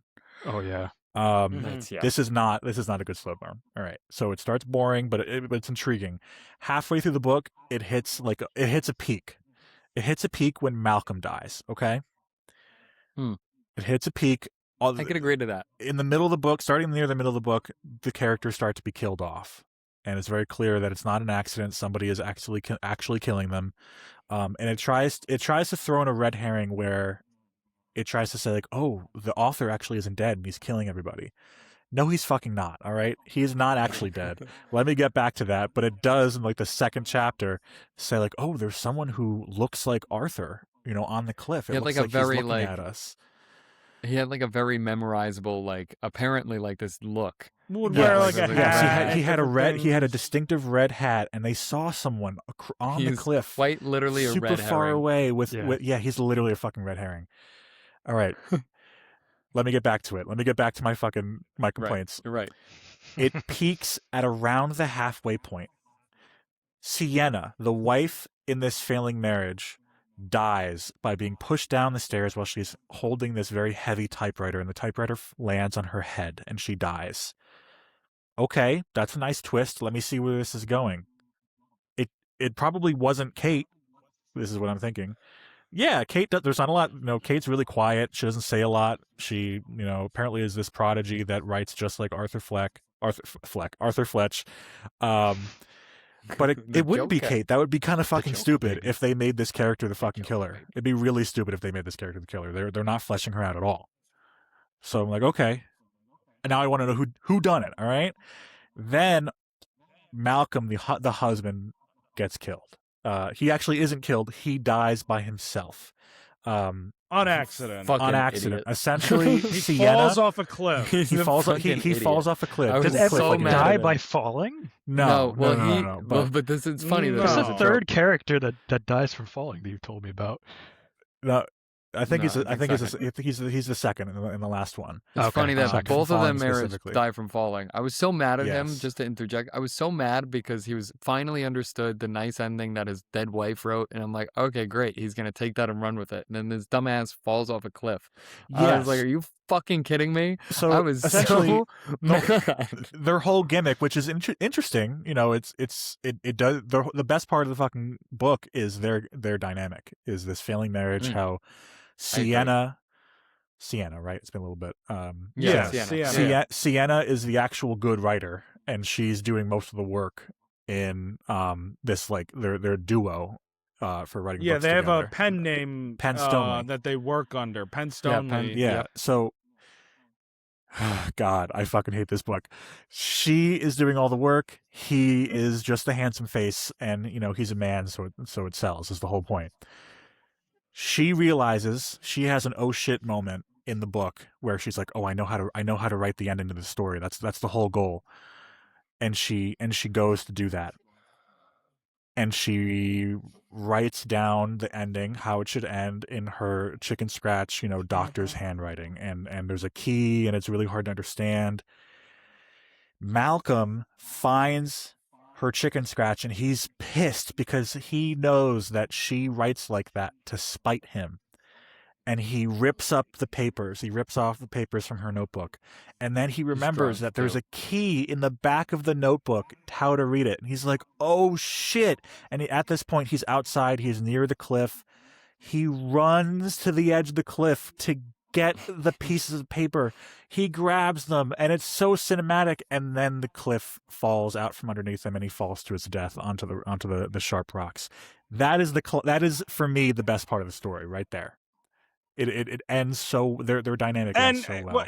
I kind of agree. You could call him an idiot, but in all fairness, he had been drunk for like 48 I was gonna straight say hours at that point. I did forget that he was drinking a lot. And it was actually, he was just coming down from it, if I remember correctly. He was like right then and there. He was just coming down from it. And what made that moment so interesting in the book is one of the other characters, Jackson, who people already don't really like. They feel like he is, kind of an asshole. He's a sci-fi asshole writer. Fuckboy is what he is. Yeah, pretty much, And he was like, I mean, Malcolm had just, before all this cliff stuff, he had just spent all the time interrogating everyone about his wife because he thought that she was murdered. Killed my wife. And they were like, and they were like, no, it's just likely that she was an accident. Like it was just an accident. She fell, it was the middle of the night. And then this happens, and Jackson, whose like whole thing that we learned is that he is distracted. He has trouble focusing on his writing, so he's out, like he jogs but it's to him it's for motivation, but it really is just to distract him. And he sees Malcolm at the edge of the cliff, and he's running towards him to stop him when Malcolm goes over. And then one of the other characters, Millie, sees him, and it makes it look like he pushed Malcolm off the cliff. So that was like another aspect of the moment that Ben is describing. That was this really climactic moment in the story. And also because Malcolm, right before he fell to his death, saw someone in the window in the attic Jackson of the house. saw it too. Jackson saw the person in the house too. Oh, Jackson saw it. You're right. Yeah. Jackson saw it. Jackson saw it. And then Millie ran into the house. And so you're right. It was kind of all these like different plots converging where, like Ben's saying, the murders, they're kind of really like that's the... And Kenzo has this line in the book. One of the other authors, he's the horror author. You'd like him, Brandon. And he's the best character in the story, by the way. He is the best character in the story. Yeah, he is a really good character in that story. He drinks caffeine. He wears an AC/DC shirt. He's actually a forensic pathologist who just writes on the side because he likes to write. I almost went into forensics. I was just gonna say, Brandon, if anything, and he writes horror. He writes basically Asian Brandon. Asian gay Brandon is who he is. Yeah, he's Asian gay Brandon. My brother just Asian another gay me. Brandon. Your brother is just another you. But he's a good character. Anyway, like I agree that this is a climactic moment in the story, and anyway, I was pretty sad. It's the best part of the story. It is. It's the conversions of these different plots. Yeah, I have my notes, and I wrote, "Okay," in all caps. So she's definitely dead. Fuck. I really like Sienna and her perspective. Who the fuck did this? And this is at this point I am most locked into the book for sure. Yeah, it's honestly kind of terrifying because they die and you're reading it from their perspective. So basically, every time someone died, it like cuts off. Millie specifically, I think of. Yeah, cool. Hers made me the saddest. Yeah. There was one. How did she die? What was it? So Millie gets bludgeoned in the head. Oh, with the golden That's when book. it's revealed that it's Kate. And No, her whole thing Millie's is- was not the saddest. Get the fuck out of here, dude. Millie was not. She was a dumb bitch the whole story, to the point that it was frustrating for me as the reader. I'm talking about the way it was written, in the sense that we learned about her backstory, because, you know, when the murder started piling up, you really started getting these like backstories, you know, before, like, that's how you knew they were the next one to be fucked. And her Exactly. thing with Exactly. like colors, her thing with colors though and everything. So the way it was written, I'm saying, was the saddest, when it was like, oh, her least favorite colors when it all went black. And I was like, damn, that's fucking like, Yeah, That was she's nice. a That was super nicely colorful, like peppy personality, or that's what she wants everybody to think. She's actually not. yeah, she has a lot of but trauma. Yeah, But she's got shit. I ton of have an trauma. issue with the fact that, you know, Millie's annoying from the beginning. Jackson is an asshole from the beginning. They start showing these characters' backstories at the very end of the fucking book, like 75% of the way into the book.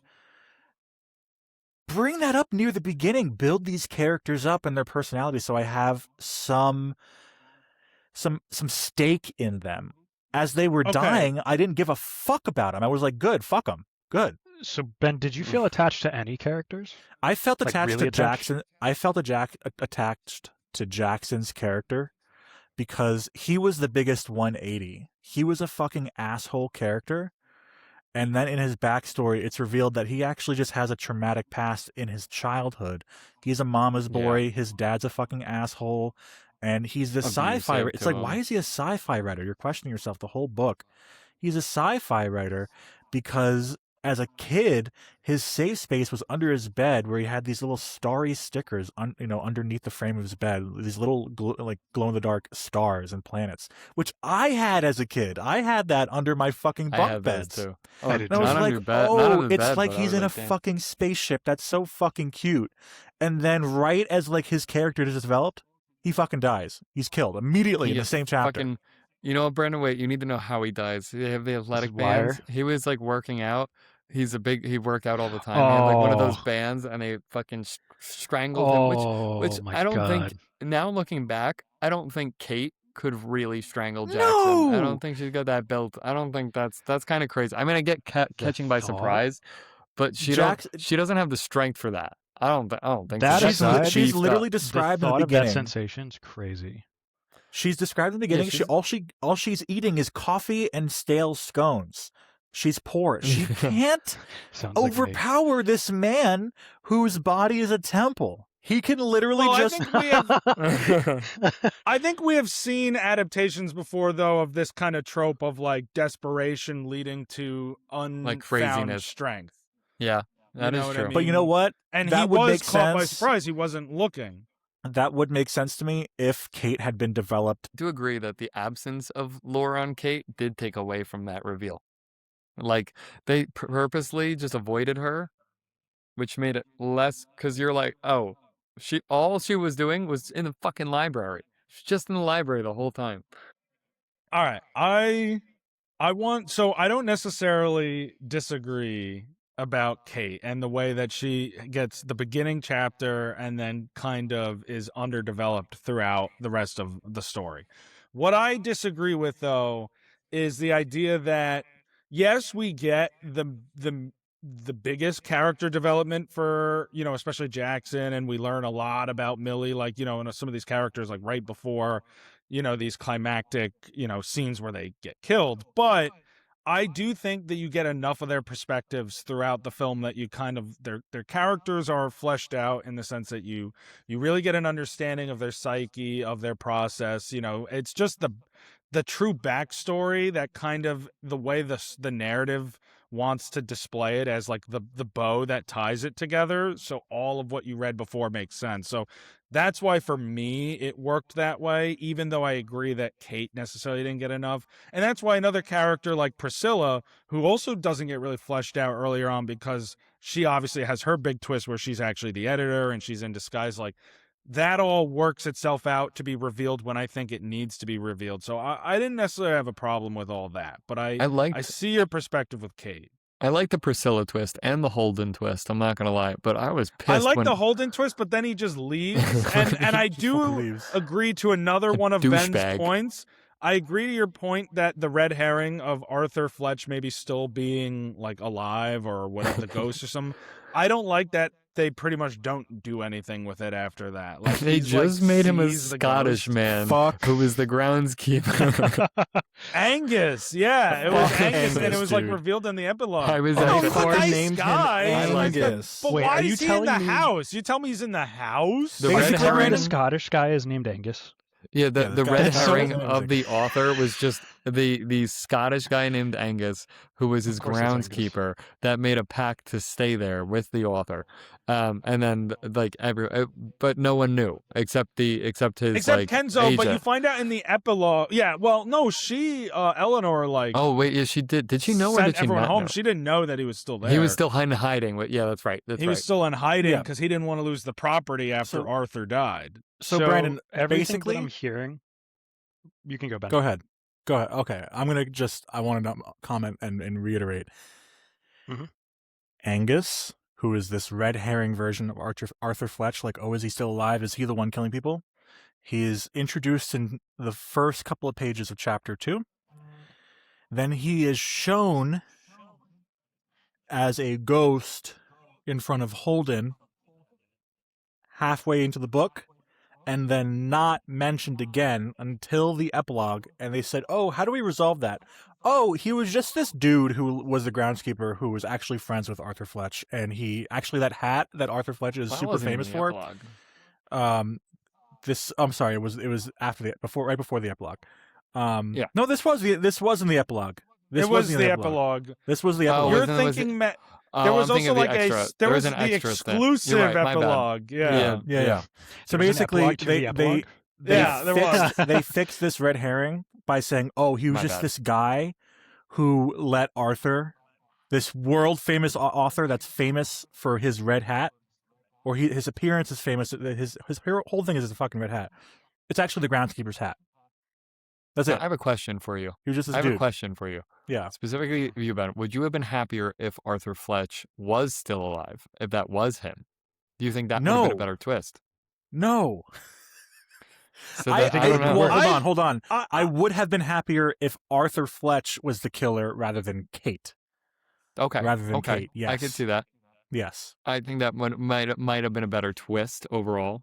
Yes. I don't mind. I would have not minded if it was left more mysterious. Like he's not alive, so he wasn't the killer. But what was everyone seeing? Oh, we don't know. Like I don't think every little detail needs to be wrapped up in a bow that maybe this book does try to do in a sense. Like I think agree. if Arthur Fletch was more of just this spiritual like haunting that was happening to, and that's not to say he's actually a ghost haunting them. It's unexplained. It's interpretive. Like, is it just the stress of trying to live up to such a massive figure, kind of looming in everyone's psyches, or is he an actual ghost haunting them? Like, who knows? I think if they had left that open for interpretation, it would have been more interesting than what we got, which is just Angus the groundskeeper. Like I did not want him to still be alive.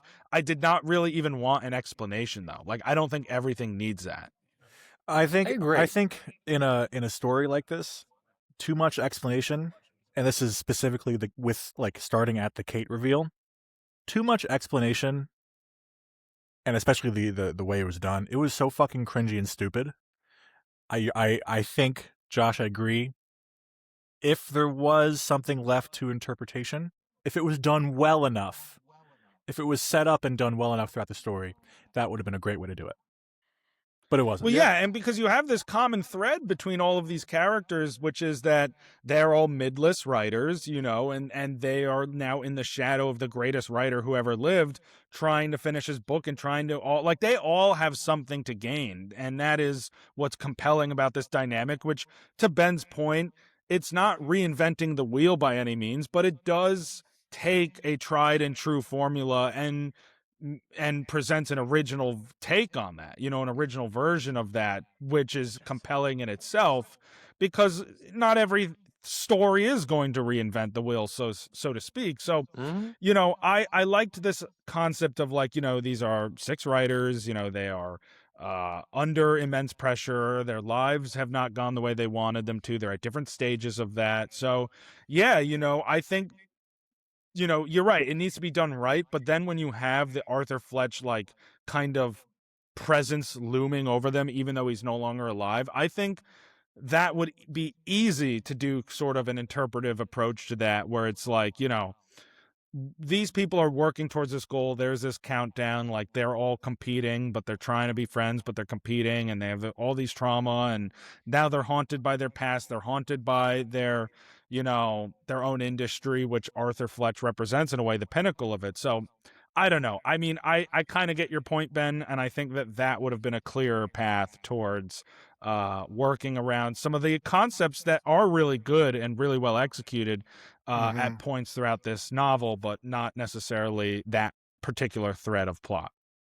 So from what I'm hearing, basically, and I don't know if Matt and Josh are in complete agreement with this, but at least on Ben's side, it sounds like the exposition side of the story, where it's like it explores their backgrounds, appeal to you more than the actual like future stuff or the present stuff. I would say I wouldn't fully agree with that. Okay. The exposition, some of it is very good, some of it is very mid, and it's all done too late. Do you think you would prefer the book if that exposition was given in the first half and it built? Yeah. I mean, if it was, depends. I'm gonna be here. I Okay. have another segue. In One Piece, Oh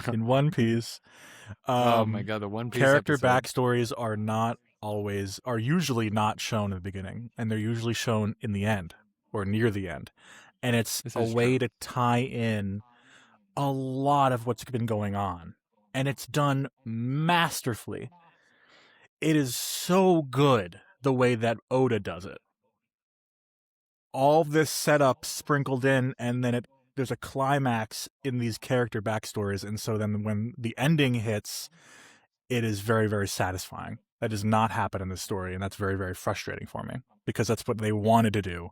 I can see that's what they wanted with how they timed it, with how they did the timeline for that, but Right, it just didn't work. but satisfying in the way that, because to me, it's the point that this book makes is the brutal nature of publishing, and the fact that it's quite frankly more of a tragic ending for these characters. So in that light, I would argue though that learning the exposition too late, because these characters are ultimately doomed. So like, you talk about Jackson, you talk about this kind of development in his character where he finally focuses in on writing. He finally, is not running around distracting himself with all the fitness and the different stuff, and he's inspired. Like, that's the tragedy in this book, is that every time one of our characters overcomes their personal qualms, their dilemmas, their interpersonal issues, every time they overcome that with a moment of brilliance that they think can finally propel their career forward, they die. And I think that it's meant to be almost Shakespearean in that light. Is it necessarily maybe the best paced in the world? No, but I do think that ultimately revealing like these certain moments, where we get, like, maybe some of the backstory can happen earlier, but where we get these moments of clarity, I think with Jackson, with his past, with Millie and her past, I think certainly with Sienna and Malcolm, in that regard, like, I think it builds slow burns to that moment. It reveals enough of its cards when it needs to, so that when they have a eureka moment, it's almost like a okay, and then they we never get that true moment of them over the hump, because there is something stopping them. That something being Kate, that we can argue if that works or not, but So, Matt, you It look like you keeps want to say edging something, their but potential. I No, I I was have just gonna something very say, good to say. Go okay. ahead. No, I Go was ahead. just gonna say it keeps edging their potential. Like there's like this Mhm. like they're just about, it kind of is a similarity to them being in the midline is what I saw it. Like they're in like this midline trope of like they can't get out and break into the publishing industry. I kind of found that the authors were almost writing it like every time they were about to find success, every character in the story, right before they found success, they couldn't do it. Something prevented them. They died. They fell. They got knocked out. I think that was symbolism of them not being able to escape the midline. That was my Right. vision of that as well, I think. You know what? That is the best take between the two of you. That's the best take so far. All right. I do agree with Sienna a whole lot. Yes. With Jackson, yes. With Malcolm, yeah, he was going to succeed, but because he was an asshole. It wasn't a eureka moment for him. He was it not it was a lovable oh shit, character. I know how to take advantage of my dead wife. It was a eureka moment for him, but for it Malcolm. wasn't. However, that was not the case for Millie. I don't think Millie had anything going for her there at the end. I don't think there was any success. It was just her standing up for herself, if anything. However, it was cut short by the dumbest fucking part of the book. The worst part of the book. When Millie dies, it's when Kate I think she gets bludgeoned or is she stabbed? Mhm. It was okay, she's No, bludgeoned. She's bludgeoned by Kate. Over the head. Beat over the head by a solid gold book. Brandon, I'm not sure if this has been mentioned yet. Beyond the book deal that they're going to be winning in the competition, beyond the being able to write the end of the book and $2 million, the cash prize, there is also a gold book that is mentioned by Arthur Fletch that was like a culmination of all of his wealth and ego, of the success of this one series, and is it real? Who knows? Well, Kate, the whole reason she's there, is to be able to find this gold book, and for some reason, she feels it's important to kill everybody. When at one point in the book, she drugs everybody so they're asleep so she can fucking get this book. Anyway, this extremely frail Kate, I know. Well, she could have just found they couldn't leave at the time. Because but she Holden- could have just No, found their the book and phones- then left later. Their phones were locked into a safe for the weekend. They couldn't use their Okay. phones. And And the the guy- only boat off was taken by the editor, who was actually Holden. an assistant undercover. Yeah. Okay. So frail Kate, who's been malnourished with coffee and stale fucking scones, is able to lift a solid gold book, which, by the way, would be way too fucking heavy for anybody to carry, and bludgeons Millie during her tirade with Priscilla. And then it's revealed that not only was she the killer, which is the dumbest fucking option, not only was her, timid persona fake, fine, whatever. She is not a good writer. She is not a writer just like Arthur Fletch, which is what her agent says. Her agent signed her. The best agent in the world signed her because she's just like Arthur Fletch. Best agent in the world couldn't realize that her writing was just a culmination, AI-generated version of what Arthur Fletch might have read. It is revealed that she is just a user of AI, and she managed to get into this competition with it. And I almost threw Cassidy's Kindle across the fucking room. I was so angry. I probably would too. But I think that's the point. I'm with Matt on this one. I think that's the point. That is not It's satisfying. again, you ready for That is some such a literary cop-out. analysis here? This is back to that literary, like, getting into the field. You know how many authors, you know how many people, I mean, you're eating a chicken nugget? You know My how man's many, scrubbing. you know how many authors in today's world probably use AI or will use AI, and look how, That and is a it good shows point. immediately that it got them to the same level as these people working so hard, and she's so desperate, and this is her cheating her way to the top. I don't know. I kind of saw that as fitting for this like sick character as she was. At the end, it really truly revealed that. It sounds like it was very metaphoric, but it just wasn't carried out well. It's just, I Correct. think it's. I agree yes. that it wasn't carried out well. It was not Okay. carried out well. I Well, it think wasn't it's great. I think it's harder to believe that Eleanor this great literary agent wouldn't realize it's AI. I'm with Ben more on that. I think it's harder to believe that than it is to believe that Kate that someone would use AI, to try and write a book to progress their career in the first place. I think that speaks a lot to these debates that we as people in general have about like human creation versus technological creation, and that balance act. So like that to me made a lot of sense. Now, again, your point about Eleanor, that's a good point. That is a good point. I don't know how she didn't realize that. But like Kate, to me, while maybe an obvious, not the best choice for the murderer, I still don't think her intentions were problematic. I think they just weren't built upon enough. But I think a lot of it checked out. I think the biggest thing is that it's rushed, that there isn't more of Kate, like you said, Ben. Like, it does feel kind of like that we're just kind of picking up this pace and speeding down the final, few chapters of this book.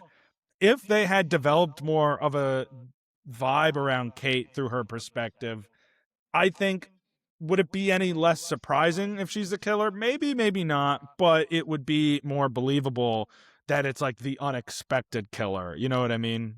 Fair. Can I just ask one last question? Why the fuck was she killing people? So the first person that dies is Sienna, and it's mentioned that Sienna was an accident. Oh, was Sienna an accident? Who was an accident? It was so this is how she describes it, and it is a little silly, Ben, but I think you just have to suspend your belief for this. All right. So it was the middle of the night. Sienna was like basically drugged like everyone else, by Kate, because she was trying to find this book, this prized book. And so Sienna was taking the typewriter because she was intending on leaving Malcolm, once and for all. And she had this great idea, and she didn't want to write in the room by him. So she was going to write downstairs, and she falls down the stairs. And like Kate was like, I barely pushed her. It was pretty much an accident. Like, I barely pushed her. And then Malcolm was an accident. He was the second to die. Malcolm was an accident. Kate wasn't even out there when it happened. He fell off the edge. And then she does, for some reason, just be like, all right, I guess I might as well finish them off. Yeah. She's like, well, 2 are already dead, so I might as well go the rest of it. No, so literally. she kills Jackson because they think Jackson killed Malcolm. They lock Jackson in his room, and it's revealed earlier in the story that there's like secret passageways. So it wasn't like that was out of the blue. Like, we knew that there were these secret passageways throughout the house that connect the rooms. That's how she gets in there and kills him. And then she just like kills Millie. And then my least favorite part about this is, so at one point Kenzo walks out, the final of the authors, Kenzo walks out while Millie is confronting Priscilla. Yeah. And then Kate comes back. This did piss me off. Kate comes back, and then Priscilla's like, oh my God, you're the killer. And because I think they're trying to set up to be like, oh, maybe it's Kenzo because he's a forensic pathologist and he had an axe on him. But it turns out to be Kate. And she's calling out for Kenzo, and Kenzo's like, clearly Kate's like, oh, he's not coming. And they're walking down the stairs because Priscilla reveals that she's actually the editor. Like, that's the whole shtick. She's the editor of Fletch. She went undercover so she can truly get to know the authors. So her name is actually Ava. She convinces Kate that she can get her phone out of the safe, even though she can't. The safe is on a timer. So they're walking down the stairs, and Kenzo is just like impaled by these antlers that were on the wall, which we knew were there. That wasn't out of the blue. They set that up beforehand for someone to get impaled by it. Yeah, he almost does. He almost does. He almost does earlier in the book. Glad that didn't happen. Yeah. So they're teasing it. Foreshadowing. And then he's just impaled, but you don't see it happen. He's just fucking there, like dead. Except he's not actually dead, which we find out in the epilogue. In the epilogue that Kenzo actually survived, and he like pulls himself off the fucking antlers. Ooh. And he crawls outside. He crawls outside, and he's like dying, bleeding out, and then fucking Angus comes, and we already talked about that. But Angus saved his that life. Was what pissed me off the most, was that Kenzo, like, we don't even see that happen. Dude, at they that off-screened point. the best fucking character in the book. They did. Yeah, I couldn't believe that. I was annoyed by that too, because it's just like, oh, Kenzo's dead. What do you mean? Kenzo would not just fall texting on you in real fucking time, antlers. Matt. Yeah, I actually spoiled that for me. Yeah. So could her killing spree I spoiled that he Could- wasn't alive. Sorry. Yeah. could an explanation Or that for he her was killing alive. spree be just that she got worried that other people would figure out that she was behind the first two? That's what I think personally, or like maybe because she technically, I think she just greed got a hold of her, and maybe that Brandon's not love totally of wrong killing. though. No, Brandon's he's not. totally No, wrong because 'cause she was There was some talking fear. because Priscilla/Ava was like begging for her life, and she was at this point the last one alive. They didn't know Kenzo survived, and Kate was like, well, I basically admitted at that point there can't be witnesses, right? So Yeah. Yeah, but she's so like to an extent. she's so stereotypical, like cringy serial killer about it.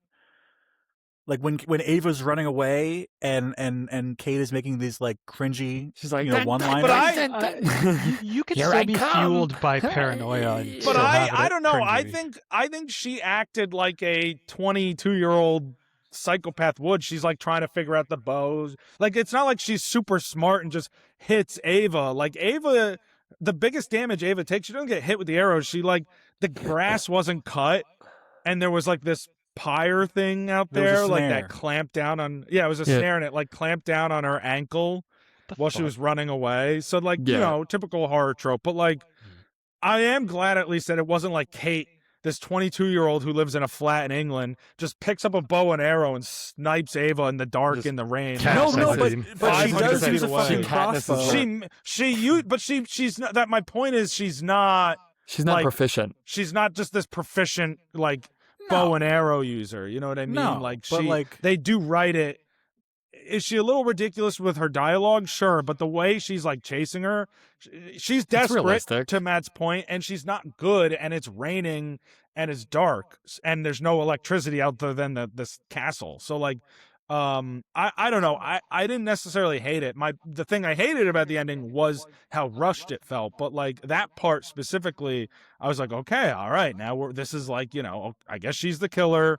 And I like that she's not good. It makes sense. And then I like that she dies because it's like, the point of the greed that you bring up, Matt. Like, she ultimately refuses to let go of this gold book. She sinks with it. It makes sense that a character who's going to act this irrationally isn't going to let go of the book at this point. I agree.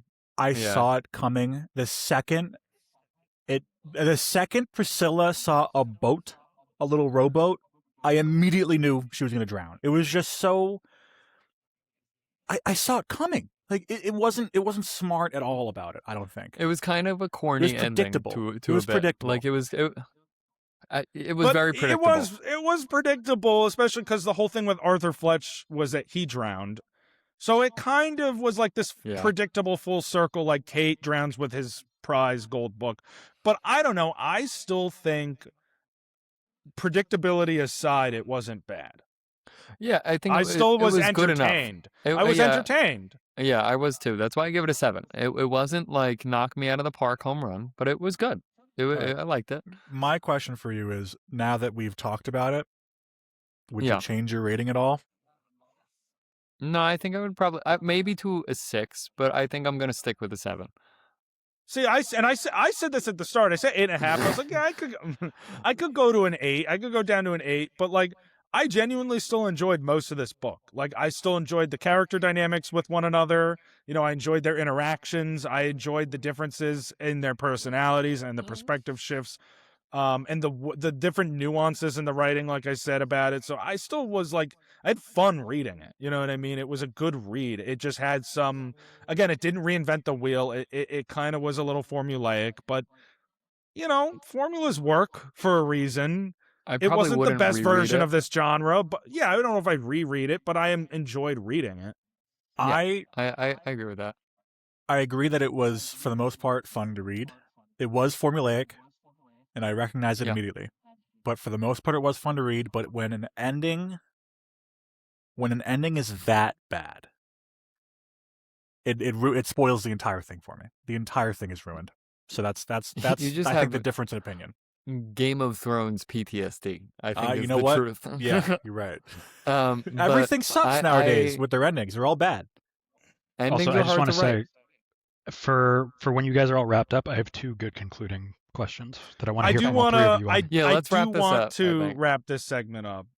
Just because we have one more that we'd like to touch on real quick, and time is getting away from us. So, Brandon, what would you like us to finish up with? So this is the first question. Between any form of media or literature or anything, what is your favorite whodunit story? Because Okay. whodunit is a very big genre. The classic one is Agatha Christie, and then there were none. That is a Okay. fantastic read. Obviously, I love the Knives Out movies. I love Clue. I think there are a bunch of really good ones, but if I'm going to say literature, I think the OG Agatha Christie for sure. It's a good pick. I mean, off the bat, I'm gonna go with the Knives Out. Me too. I think Me that's too. a really good one. Who Framed Roger Rabbit? I think it's a really great kind of whodunit kind of thing. It's not the Of typical whodunit, but I think it's a great one. of the 3 Knives Out films between you two, which one would you say specifically is your favorite? Oh, I only saw the okay. one. I only saw the one. Oh, Matt, you what only did saw I the see? I've only seen the first one as well. I didn't see the first Really? one. You only seen the 1st one? Mhm. I've seen Glass Onion's all. on my list. I've seen all Dude, 3. everybody I've slept on seen Wake all Up Dead 3. Man. Yeah, Wake Yeah, Up Dead I Man actually. was Matt, so which good. I I heard think it was see? really good. Which one? Tell me You about it. recommended it to Remind me. me. Was it the priest? Yeah, it's the priest. That's the newest one, Ben. That's the third one. That's the one. I Yeah, like I that really one. liked it. Honestly, that's my favorite. I'm gonna say I like that better than the Okay. first one. I would go 3, 1, 2 is my ranking of those films. Interesting. Because I I think need to go back and finish them. who's the main actor in that, Josh? Is it Josh O'Connor? No. In that one, it's Josh O'Connor. I mean, in the Yeah. series, it's Daniel Craig. No, I know it's Daniel Craig, but I'm telling yeah, you it's that Josh one. O'Connor. Josh O'Connor, I loved his performance in that one. His performance really was astonishing. And Ben, I don't know if you agree with me on that one, but the main character in that, I think he Mhm. really made the movie, and I think he kind of sold that whodunit. Like that was like he was the best part of that movie. I really sure. love that. For sure. And then my next question, Ben, did we get your answer for the whodunit aside from Knives Out? That's my. Or was that your that's my answer? Yeah. Okay, I just wanted to make sure. And then just to wrap everything up, do you guys think that this narrative would work better as a film or show as opposed to a book? I like that. Mhm. I think so. Actually, one of the funny thing when we brought this up originally, I had seen two characters, and that the 2 characters that were married and had the failed marriage. Brandon, Mhm. I envisioned one as Jennifer Aniston in my head. That would she really fit Jennifer Aniston for that role, and I thought that David Harbour fit Malcolm. And I know Josh disagrees with me, but I think they would play such good characters of those 2. However, you know what? I think it could be executed better in film. Maybe if they readapted this, I think that it could work stronger because of the visual effects and kind of maybe they could repace it. If they paced it just a little bit better, I think the movie would bring a lot of strength Okay. to it. I think that could. I think a movie version of this could be really good, and Jennifer Aniston and David Harbour could be really great leads Dude, to it. David Harbour's a crazy take, dude.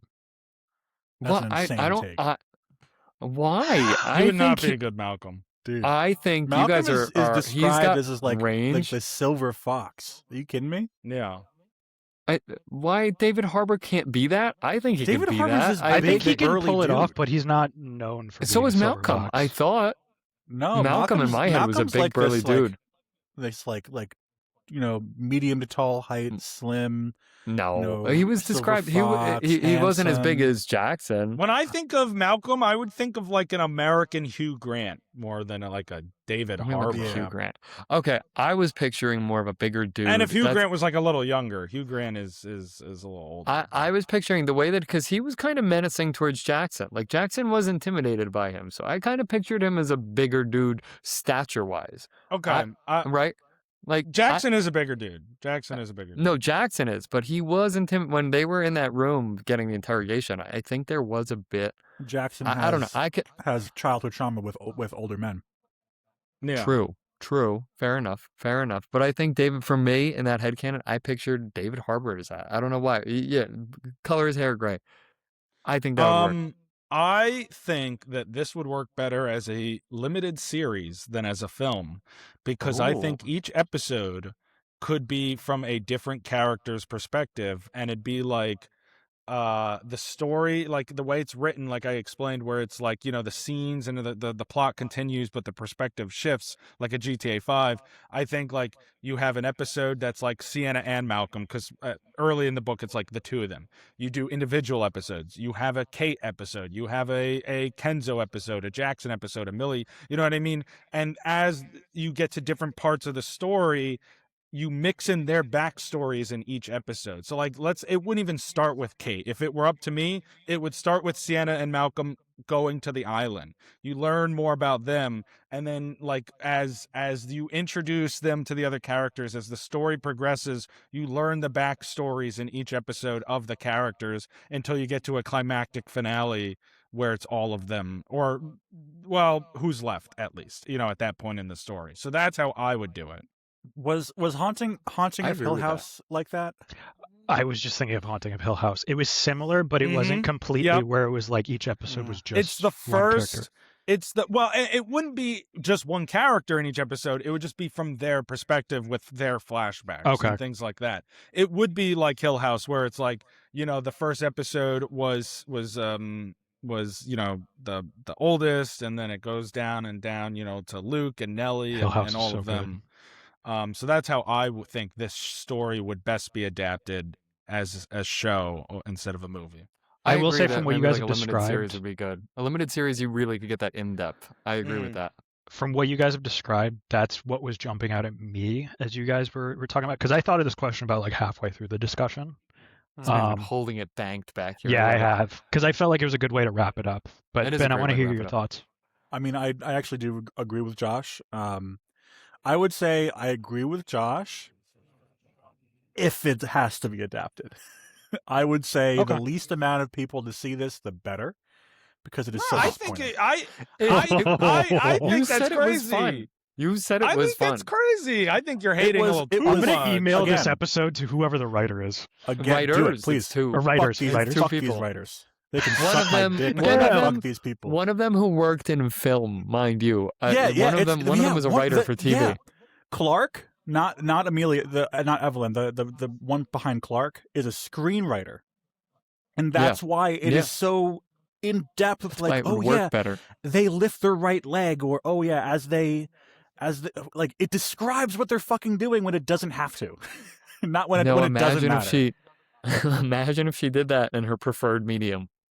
You know what? It might be good, but fuck the ending. And if it were me watching and it ended like that, I would have been like, wow, I just wasted 8 hours watching this, or whatever, however long. Dude, I think they could make that gruesome. I think they could make the kills gruesome as shit. I think that could be a great horror aspect. It'd be I mean, The writing has to The back it Golden up. Book would be so much better. You could do the Sopranos cut to black kind of thing with Yeah. the deaths at the end And of the boom. episodes. You know, I Why think aren't it'd be Why aren't interesting. we adapting this at this point? We can. We we should. can do it We better. really should.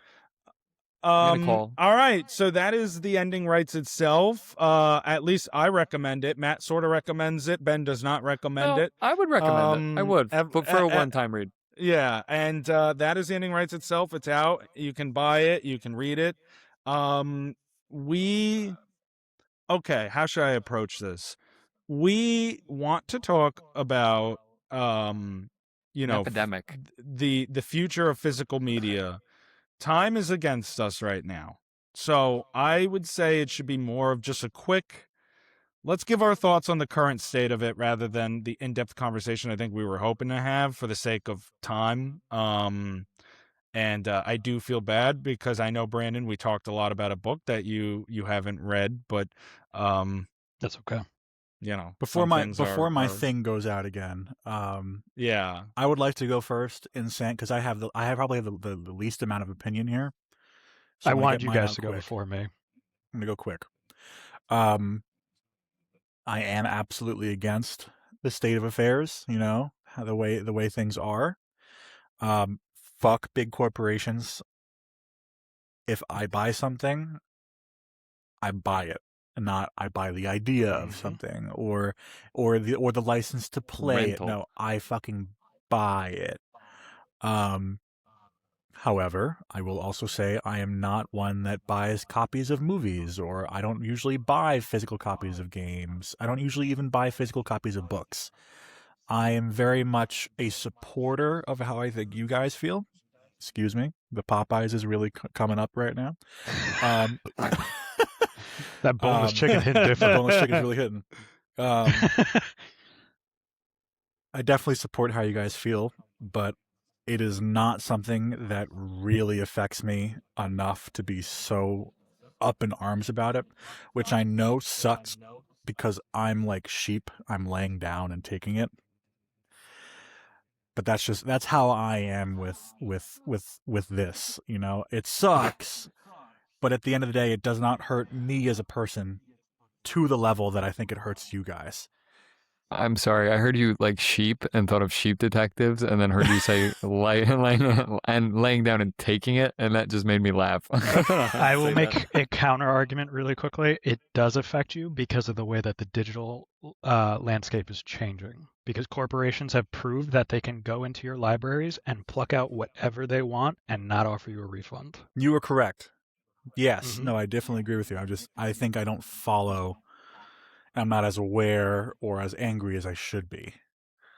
Is where I'm at right now. That's fair. Yeah. Okay, and like Matt? I'm kind of on that same trope. I don't have a collection as much as like I don't have a lot of physical media. I used to have a lot more, but I've kind of fallen out. I've fallen into that ease of digital access. But I have to admit, the recent turn of events of everything being able to be stripped from us has kind of completely changed that aspect for me. And now I am turning back to a more physical media point. It sucks because it in a sense they make it unaffordable, right? They really raise the prices sometimes, not in every aspect, but I used to think that it was more unaffordable, but now honestly I don't even know if that's the truth. I think that it might be the better route just to own it, because if they're just going to rip it from you, then you're getting no value for your buck, you know? And I'm pretty pissed at how it's gone, especially in the streaming market, where now you can just, or especially gaming too, they can just yoink that shit. What the fuck you mean you can just take my game? No, you can't. Like, what are we doing? I think a lot of today's media has kind of just lost its touch with its audience. And I think that's gone to say. And you know, I like to think back, like I mentioned earlier, that Pokemon card at the end of the movie, the books that we used to get, like the instruction manuals, like specifically, I didn't even fucking play this game, but I remember so well, I bought Link's crossbow training on Wii. And I barely played that game. It had such a cool little thing for the Wii remote. I barely played it. But you know what I do remember? The manual, because it was designed with such intent, and it had like this whole like Link themed like crossbow training, and every page was rustic, and they made it to look like that.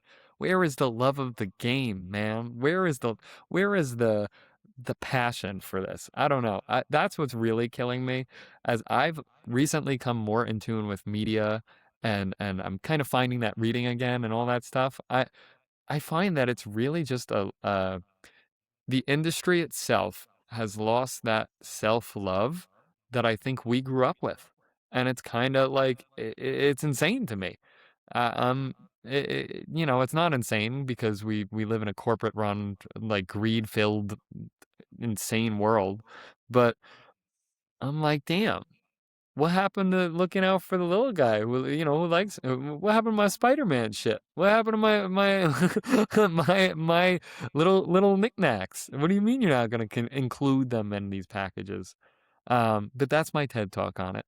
I don't know. I think that I'm just kind of amazed at how much has changed in such little time. Really quickly, I actually have Link's crossbow training. It's somewhere on like this Get the shelf. fuck out of here. I There's would no go way. to get the manual, but I'm too lazy to like reach behind and pull it. But like I can picture it in Wait. my head. That's how much. Yeah, no, I it was like a stuck out to it. 60-page booklet. Can It you was please big. go get It it? was like thick. Please. I don't know Brandon say where his point exactly it first. is. Oh. No, let Josh go first because I have a lot to say. While I Josh don't- is saying his point, go get it. I don't. I'm gonna You start heard the man. dismantling all of. Hold up.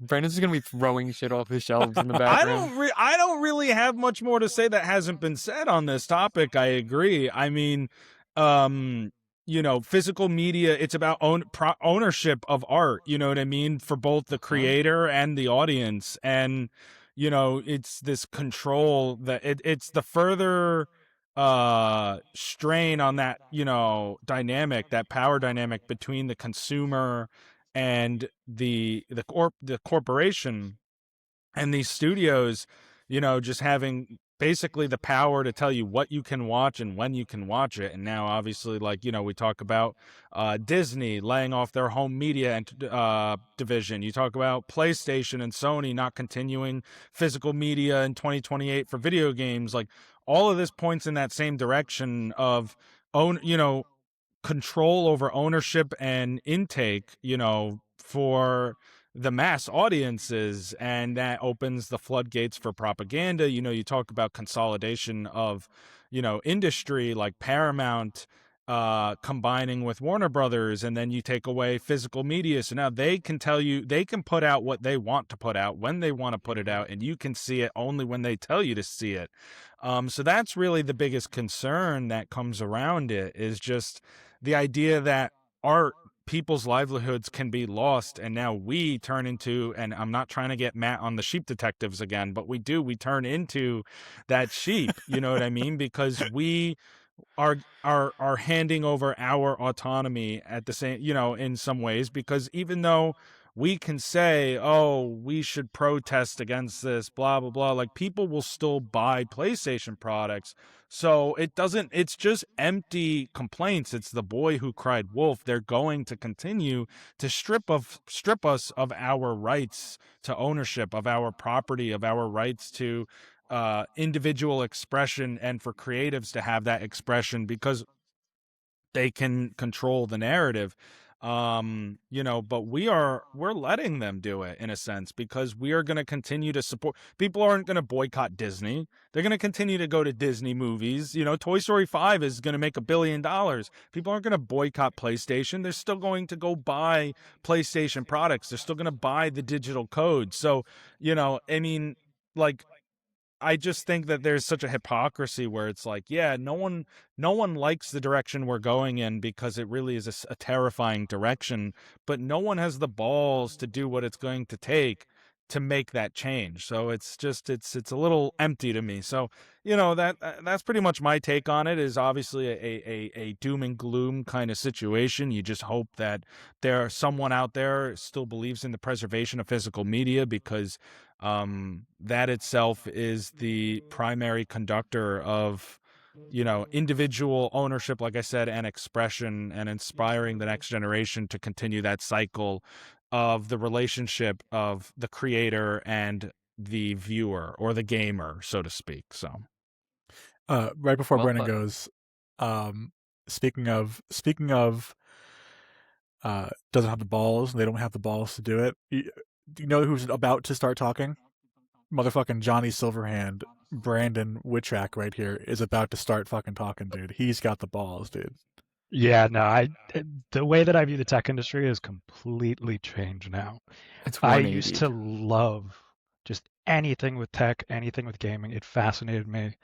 It started from a young age with my dad, building computers with him. Like, I used to eat, breathe, and just live this shit. And it's become such like a gated community type of hobby. Within like the last year and a half, the big three companies for gaming completely changed. Sony, which to Josh's point, I very much agree where it is a whole lot of doom and gloom. There is, and this was only announced today, there's a big lawsuit being mounted against Sony in the UK because the PlayStation Store is a monopoly. So I'm hoping that the UK can really push back. And Sony's been radio silent for, I think, 3 days now, since they pushed out that announcement. They have not posted anything on social media, and they have a history of this. Since the PS5 started, when they let go of Bluepoint, which made Demon Souls, which was a big system seller, they sold them, and then they went radio silent for 2 days and never addressed it. So it's just really a cowardice type of look. And to your I point, Brandon, that consolidation is what makes it worse because Mhm. you see it in gaming, you see it in media. There's only the three big gaming companies. There's only the big three media companies in Disney, Comcast, Yep. and now Paramount with Warner Brothers getting gobbled up. And so they themselves own more content that they can now gatekeep from you. So Mhm. that True. consolidation directly feeds the fire that is the problem of the loss of physical media. And speaking of consolidation, Xbox over the last 10 years has bought out, I think it's well over 33 studios. That's insane. Some of the biggest deals in gaming. And over the last like month, we've literally seen them cannibalize themselves. They've, like Matt mentioned earlier, they dropped Rebellion and I forgot the other studio. Both of those studios were pumping out games. I think it was like at least one or two a year. Arcane Leon, they're trying to figure out. I hope that they spin them into their own company because they're making a Blade game right now. They were responsible for Dishonored. Dishonored was just a game changer for the industry when it came out. So many games were inspired off of it. Um, to Matt's point, they're dropping 20% of their workforce. Obsidian, who's published like 3 games a year for Xbox, is also on the chopping block, and I don't get it because they've had uh, gaming veterans like the creator of Fallout, the creator of some of the biggest RPGs. They've had them working and pumping out games like Grounded, Grounded 2, Outer Worlds, Outer Worlds 2, like, and they all should have been selling well, but Microsoft, for whatever reason, over the last like 3-4 years, they pump all their games out at the same time and then just flip out on their studios. And Micro slop. literally. And today, it went hand in hand with that announcement. Asha Sharma literally came out and was like, "Yeah, Game Pass isn't panning out like we expected it to." No shit. It was hemorrhaging money from the start. You guys bought out too many studios, and they're even starting to pull their first-party support from Game Pass. Modern Warfare 4, which would be a huge seller for Game Pass, and to be fair, they lowered the Game Pass price because of this so that they could get more people in. But then you're losing a lot of that first-party interest. Um, I mean, when that's entirely true. You know, like you look at these mergers, right, between studios and gaming and media, and the problem is, you know, you see these layoffs because they don't have the resources to afford the overhead for basically 2 studios in one roof. So they consolidate the workforce when they merge with these studios. They lay off a whole bunch of animators, a whole bunch of visual effects artists. They lay off a whole bunch of, you know, in terms of film, they screenwriters and producers and directors and everyone under contract at that studio. You see it in gaming, like Brandon said. You see it with the Paramount Warner Brothers merger. That's what regulators are so concerned about. And so there really is a problem with that, though, because now you're consolidating. There are less people working on it. They're trying to save money, cut corners, and the work is no longer even as the content that you're getting is lower quality because they can't even afford they're getting, to your point, Brandon, too big for their own good. They're biting off more than they can chew. So now people are losing their jobs. The content we're getting is shittier and lower quality. That's why you see TV used to be 22 episodes a season. Now you're lucky you get 8, maybe 10 in a season. They cannot afford it. Budgets are inflated, salaries are stagnant, and all while the top CEOs of these companies return home every year with larger payouts. They get more and more money on their own. The the wealth gap is growing more and more in this country in general, and in these industries, you are really feeling it. Yeah, it's skyrocketing. Yeah. So, I mean, it's just a sad state of affairs right now when you look at gaming and media in general and just where it's at, and like I said, this kind of disparity of wealth.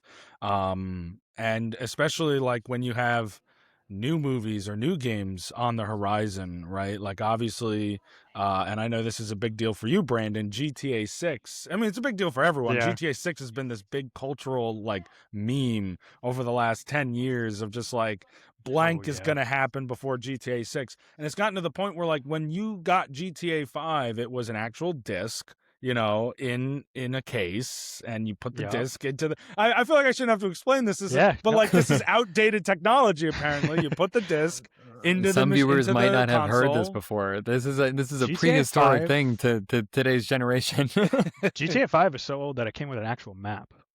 Like, I This is don't remember true. the last game that Yeah. actually came with a printed out map. I had the full ass map. I had the You had the special collector's edition. edition. Yeah, I had the steelbook for it. What else? It came with something else, and it came with something really freaking Mhm. cool. But yeah, the map. It had like some kind of collectible that came along with it too. I'm gonna Google that in the meantime. The craziest thing about them switching to all digital, and they've confirmed they're not doing physical after, or at least for now they said that they're not doing it, is Sony announced that they were going discless, I think like a week or two after, and Sony and Rockstar were like heavily partnered. If you looked at the PlayStation app, PlayStation Store, just anything PlayStation had the GTA colors, it was completely branded with GTA.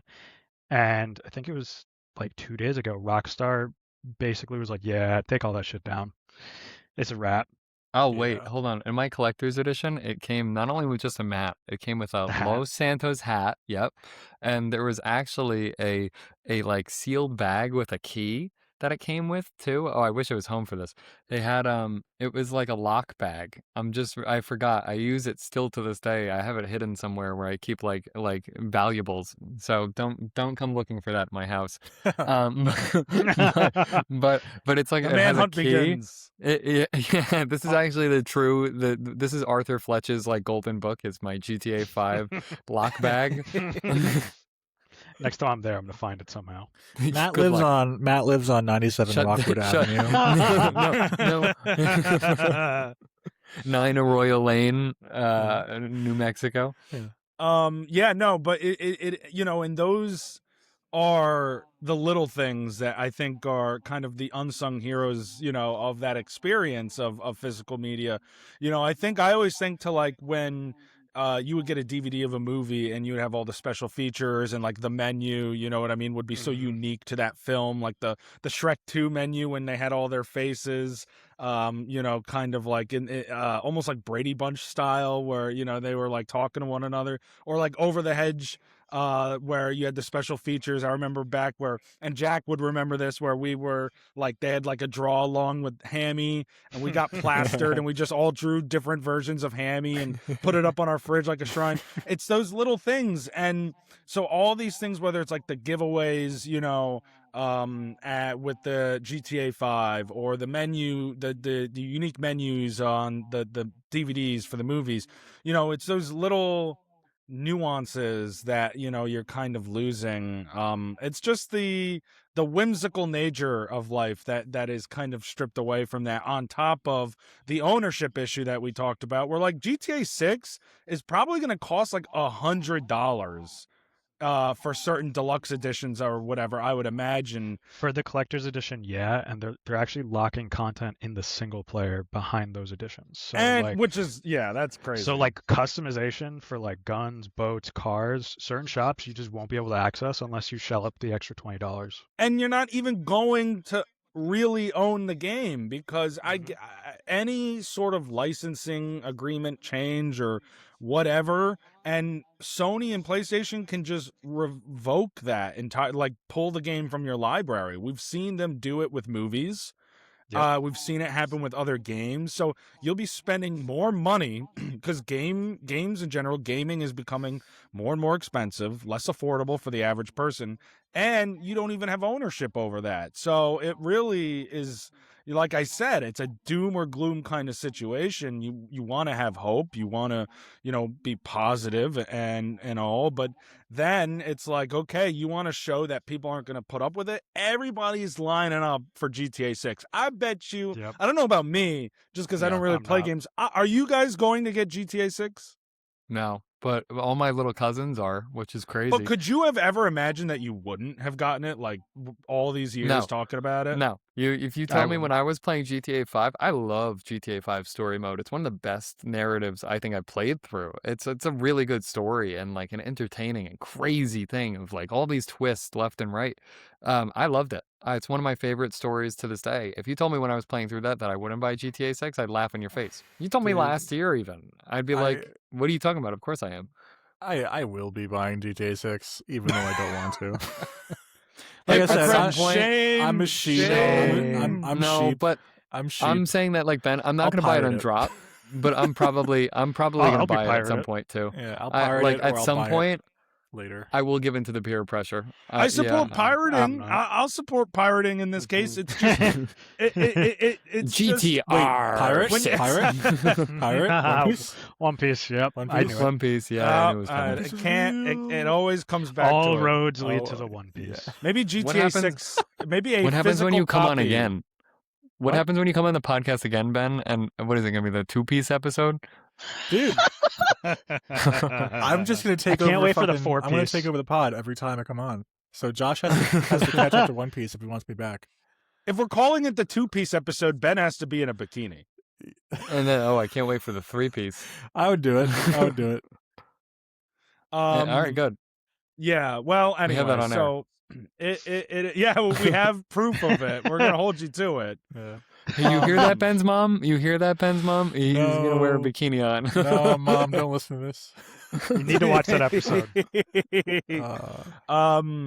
Anyway, so yeah, I don't know if anyone has any last thoughts about this that they want to throw out there. Like I said, it is unfortunate, the direction that this is going in, and something that we've all. I mean, it's not sudden, but it's sad. You see the reaction to the announcement from Sony and PlayStation. It was heavily. I mean, people were even saying "fuck Spider-Man." All right, that's crazy. Whoa, That's whoa, crazy Don't to speak me. on my goat. The- Don't they speak were on my saying- That's like goat saying like fuck that. Sonic to Matt. Oh my god. Yeah. No, Yeah. that's like saying fuck Spider-Man. I held Spider-Man on a much higher tier than Sonic. Because people are like, Let's put that on the air. Sony, you want us to go see a new Spider-Man movie, but you're taking away our physical Nah, I'll be. copy. Well, I not don't o- give a shit. not only I'll that, be also- planted. Also, Insomniac Spider-Man game is just gonna be limited to the digital storefront, and that's gonna be what, like $120 by the time it actually drops. Yeah. Oh So my it's God, not I coming didn't out even on this think about that. generation. It's coming out on the next Oh. generation. That's gonna kill me. They're Oh my God, already I'm gonna have talking to about get- the next PlayStations and Xboxes. I'm gonna have to get the PS6, and I'm That's gonna, 'cause I why- will I'm get it not for the getting Spider-Man shit. game. It's Uh, I'm time not to, getting shit. it's time I'm to not start getting shit. reading more books, gentlemen. Yeah, The book club has to pick our second book, even though we I gotta keep it know. rolling. YouTube exists. I could just watch the game online. Yeah, Oh man. yeah, that's Well, they better true. put it. So- Hopefully things change by then, because I want to play Spider-Man. I just don't need see how it everything will. Spider-Man. This is all a result of capitalistic right. greed. I was Another just gonna thing- say my final Late comment stage is just, capitalism. it's a gross misuse of corporate greed Mm-hmm. and corporate power, and like that's really my final thought. It's disgusting. It puts a pit in my stomach every time I think about it, because it's like people, not only people but especially kids, are not gonna get to enjoy the same shit that we did growing up, and it's really Yeah. sad. Yeah. Well, fuck know? the kids, but yeah. Yeah, fine. I guess that's an opinion on too. that note, Ben's mom, did you hear Wild. that comment? if she had felt that way, Ben, you wouldn't be sitting here right now Dude, I wearing know. your Trace- Eric Trace is gonna Cartman beat me. shirt. So True.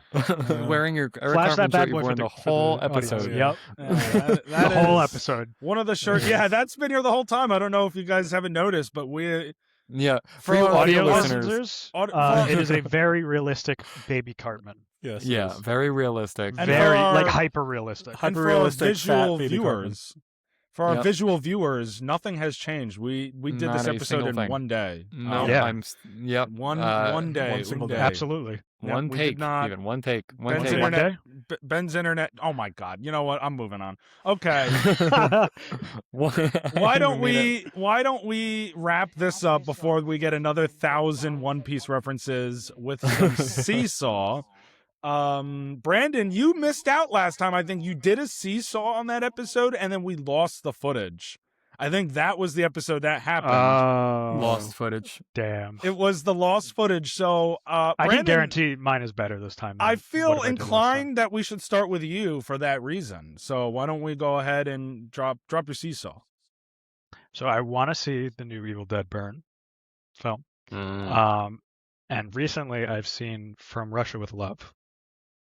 Oh, Yeah, what's that? Brandon. It's the James Bond movie. It's the second James Bond film. Yeah, the second Sean okay, Connery okay. one. I'm Brandon is following in Josh's embarking. footsteps. Mhm. Okay, so you are working through all the Bond movies now, right? The Yes, the Bondathon. Bondathon. The Mhm. Bondathon, the bondage.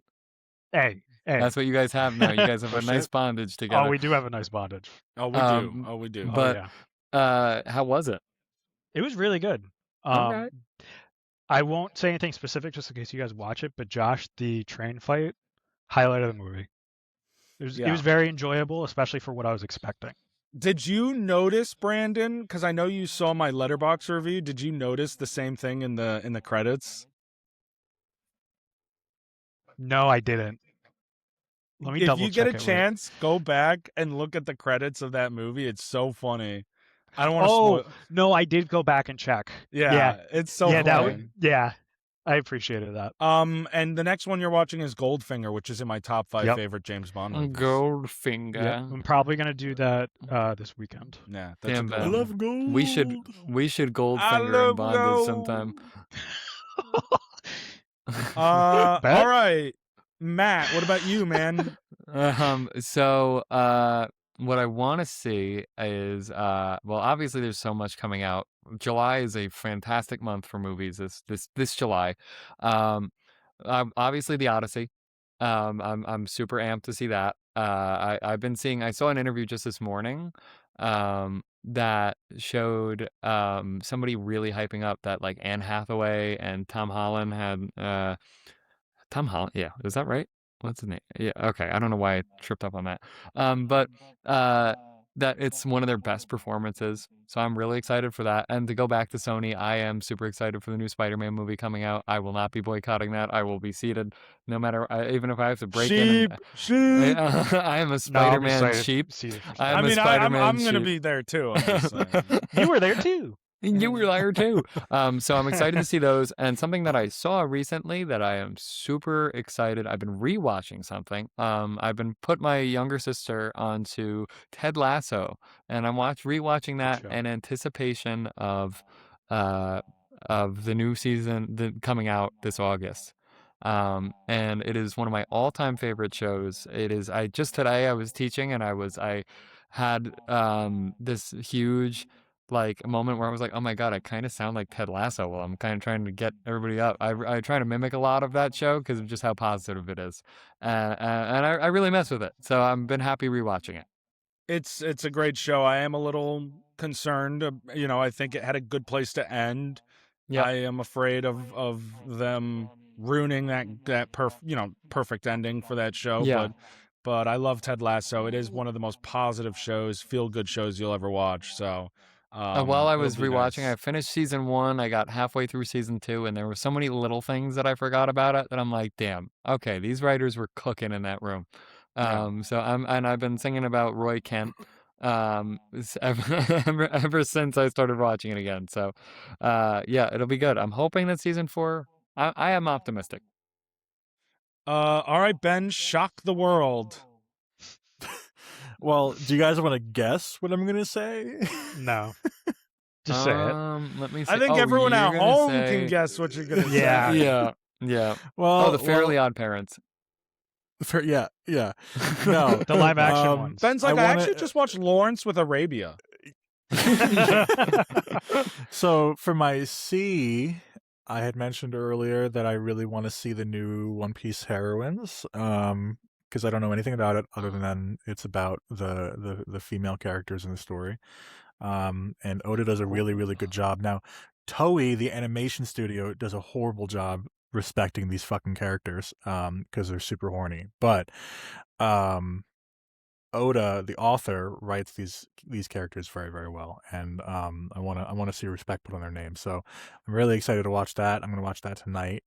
And for my C, I could say the entirety of One Piece a whole time, and now I'm rewatching it with Cassidy, and we're like a quarter of the way in. Or I could say I also just rewatched Project Hail Mary with Cassidy, my fiance, and the rewatch was even better. The first time was with Matt in the theater, and that was great because it was the theater experience with my boy. Thank you. But watching it a second time just to get another rewatch of the plot and all the finer details, it's such a great movie. Cassidy was like, "Oh, is it going to be like Interstellar?" Because I made her watch Interstellar, and obviously that's a fantastic film, but she doesn't. It's a tougher film to get through when you get tired really easily, and it's got some harder It's scenes to get long. through. It's very long. Project very Mary long. is funny from the very fucking start, so like she loved it. From the first couple moments, yeah, yeah, for sure. first few moments. So yeah, I really enjoyed watching that again. But yeah, For sure, the Interstellar is a little. the One Piece is real. Okay. When my parents watched Interstellar Sorry, for the headphone first users. time, Yeah. they had to they were so tired. They were like, "We need to go to bed," and they paused Interstellar right before it got really good, and they were like, "Yeah, we're done for the night." And I was Didn't like, they pause it with like 20 minutes left of a 3-hour movie? That's what That's pissed insane. me off. That's insane. It pissed me Yeah, it off, is but wild. it is Oh, very, man. very my parents to just pause something and be like, "Yeah, we'll get back to it tomorrow." And it was like we were like, it was right in the climax was so good there too, and I'm like, "No, we need to just finish through," and That's they wouldn't. horrible. And I was like, "Whatever." 20 minutes. You're almost through the whole 3 hours. You can't even commit to 20 minutes. You'd think you would just Ugh. sit it through the rest, but nope, they were half asleep. Okay. Well, why don't I quickly give my seesaw to finish this up? Something that I saw recently that I had been, kind of edging myself finishing, which is the Apple TV show Widow's Bay. I finally finished it. I'm going to give a much more in-depth review, I would say, on next week's episode. But just to kind of tease that, it's a really good show. It's kind of like a Mike Flanagan-esque show. It gives off Midnight Mass vibes. I mean, I think Midnight Mass is a much better show, but Widow's Bay was still it's funny, it's scary, it has like a really a lot of interesting themes that culminate together. And it's like this cursed island, and every episode they kind of showcase like a different aspect of that curse through different classic horror tropes. So it's really fascinating to watch in that sense. Like I said, they blend it with the comedy very well. And I'm excited to talk a little bit more about that next week. Even though Jack definitely hasn't seen it and will have nothing to contribute to that, I still will make a section just for Widow's Bay. What do you think? He's binging it in Europe right now. I That's know. not- You're right. You're right. It's. I hear He's it's on the number. island. I hear it's number one in What Sweden. island? I hear the Swedes love Widow's Bay. What island is Jack on? Oh no, no. Oh, no. Jack, don't have your kids on that island. Don't. They will never leave. Joshy, before you get to your C, last week Jack was telling you to watch something, and you said you'd watch the first episode of it, and I'm having a hard time remembering what it was, but he loves it, and I He almost wants me wish to watch that was X-Men 97. Yes, He I wants me to almost watch wish X-Men that X-Men that 97 was your is so saw, good. so that you could talk about it now when he's not here. That would be That would great have if you been could do that. diabolical. Oh, if that you would did be amazing. Diabolical. Imagine if I was like, all right, guys, I binged all of X-Men 97, and now I'm going to give my in-depth review on it right now. You had a whole segment. We had a whole segment on X-Men 97 this whole episode. It's not the One Piece episode. It's now the Yeah. X-Men 97 Now, episode. you gotta edit the poster and just put the X-Men 97 episode and just put a picture of X-Men instead of One Piece before and just send it to him and say, what do you think of this cover? That's And perfect. He's gonna be like, what the fuck? I love that. I mean, like, Jack, well, I don't know what to tell you, man. You shouldn't have gone to Europe during the X-Men 97 week. Facts. Skill Oh, man. issue. Skill issue. Something that I True. want to see besides X-Men 97, I suppose, is another TV show that has been very massively hyped. It's won a lot of awards. I've been meaning to get to it, and that is The Pit. This has obviously been like one of the big shows of the last year that everybody has talked about. It is one of the shows that I plan on starting up very soon.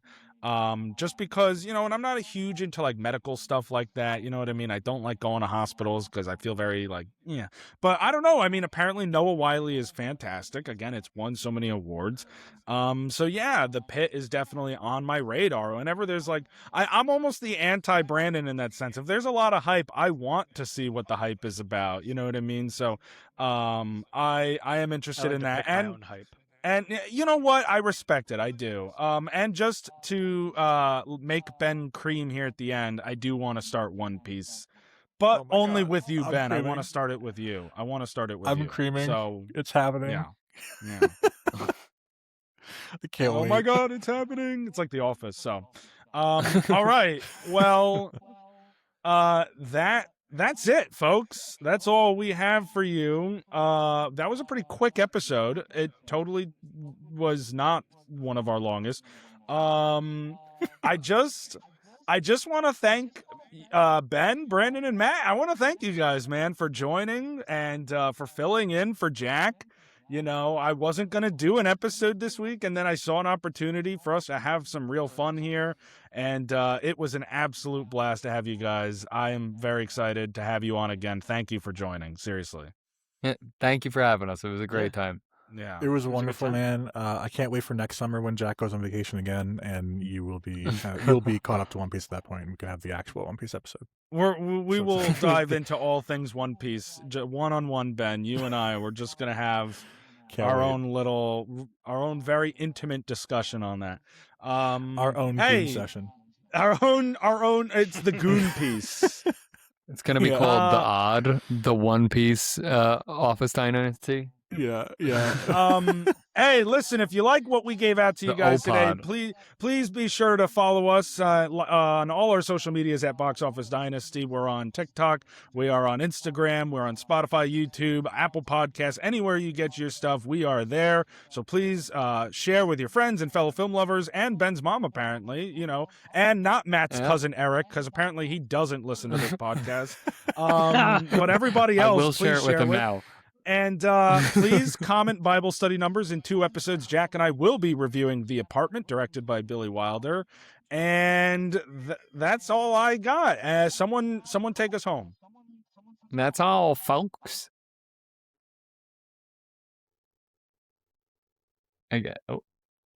Well, I guess that's not all. And we're still here, folks. We're still Hold on. here. Hey. Hey, One Piece if is you've made it this far, real. comment potato. Oh. No, comment Mr. Potato Head. Comment Comment, Luffy's Mr. Comment your comment. Yeah, comment Luffy's cock ring. Yeah, Luffy's cock ring, and comment your favorite Mr. Potato Head quote. Thank you. Okay.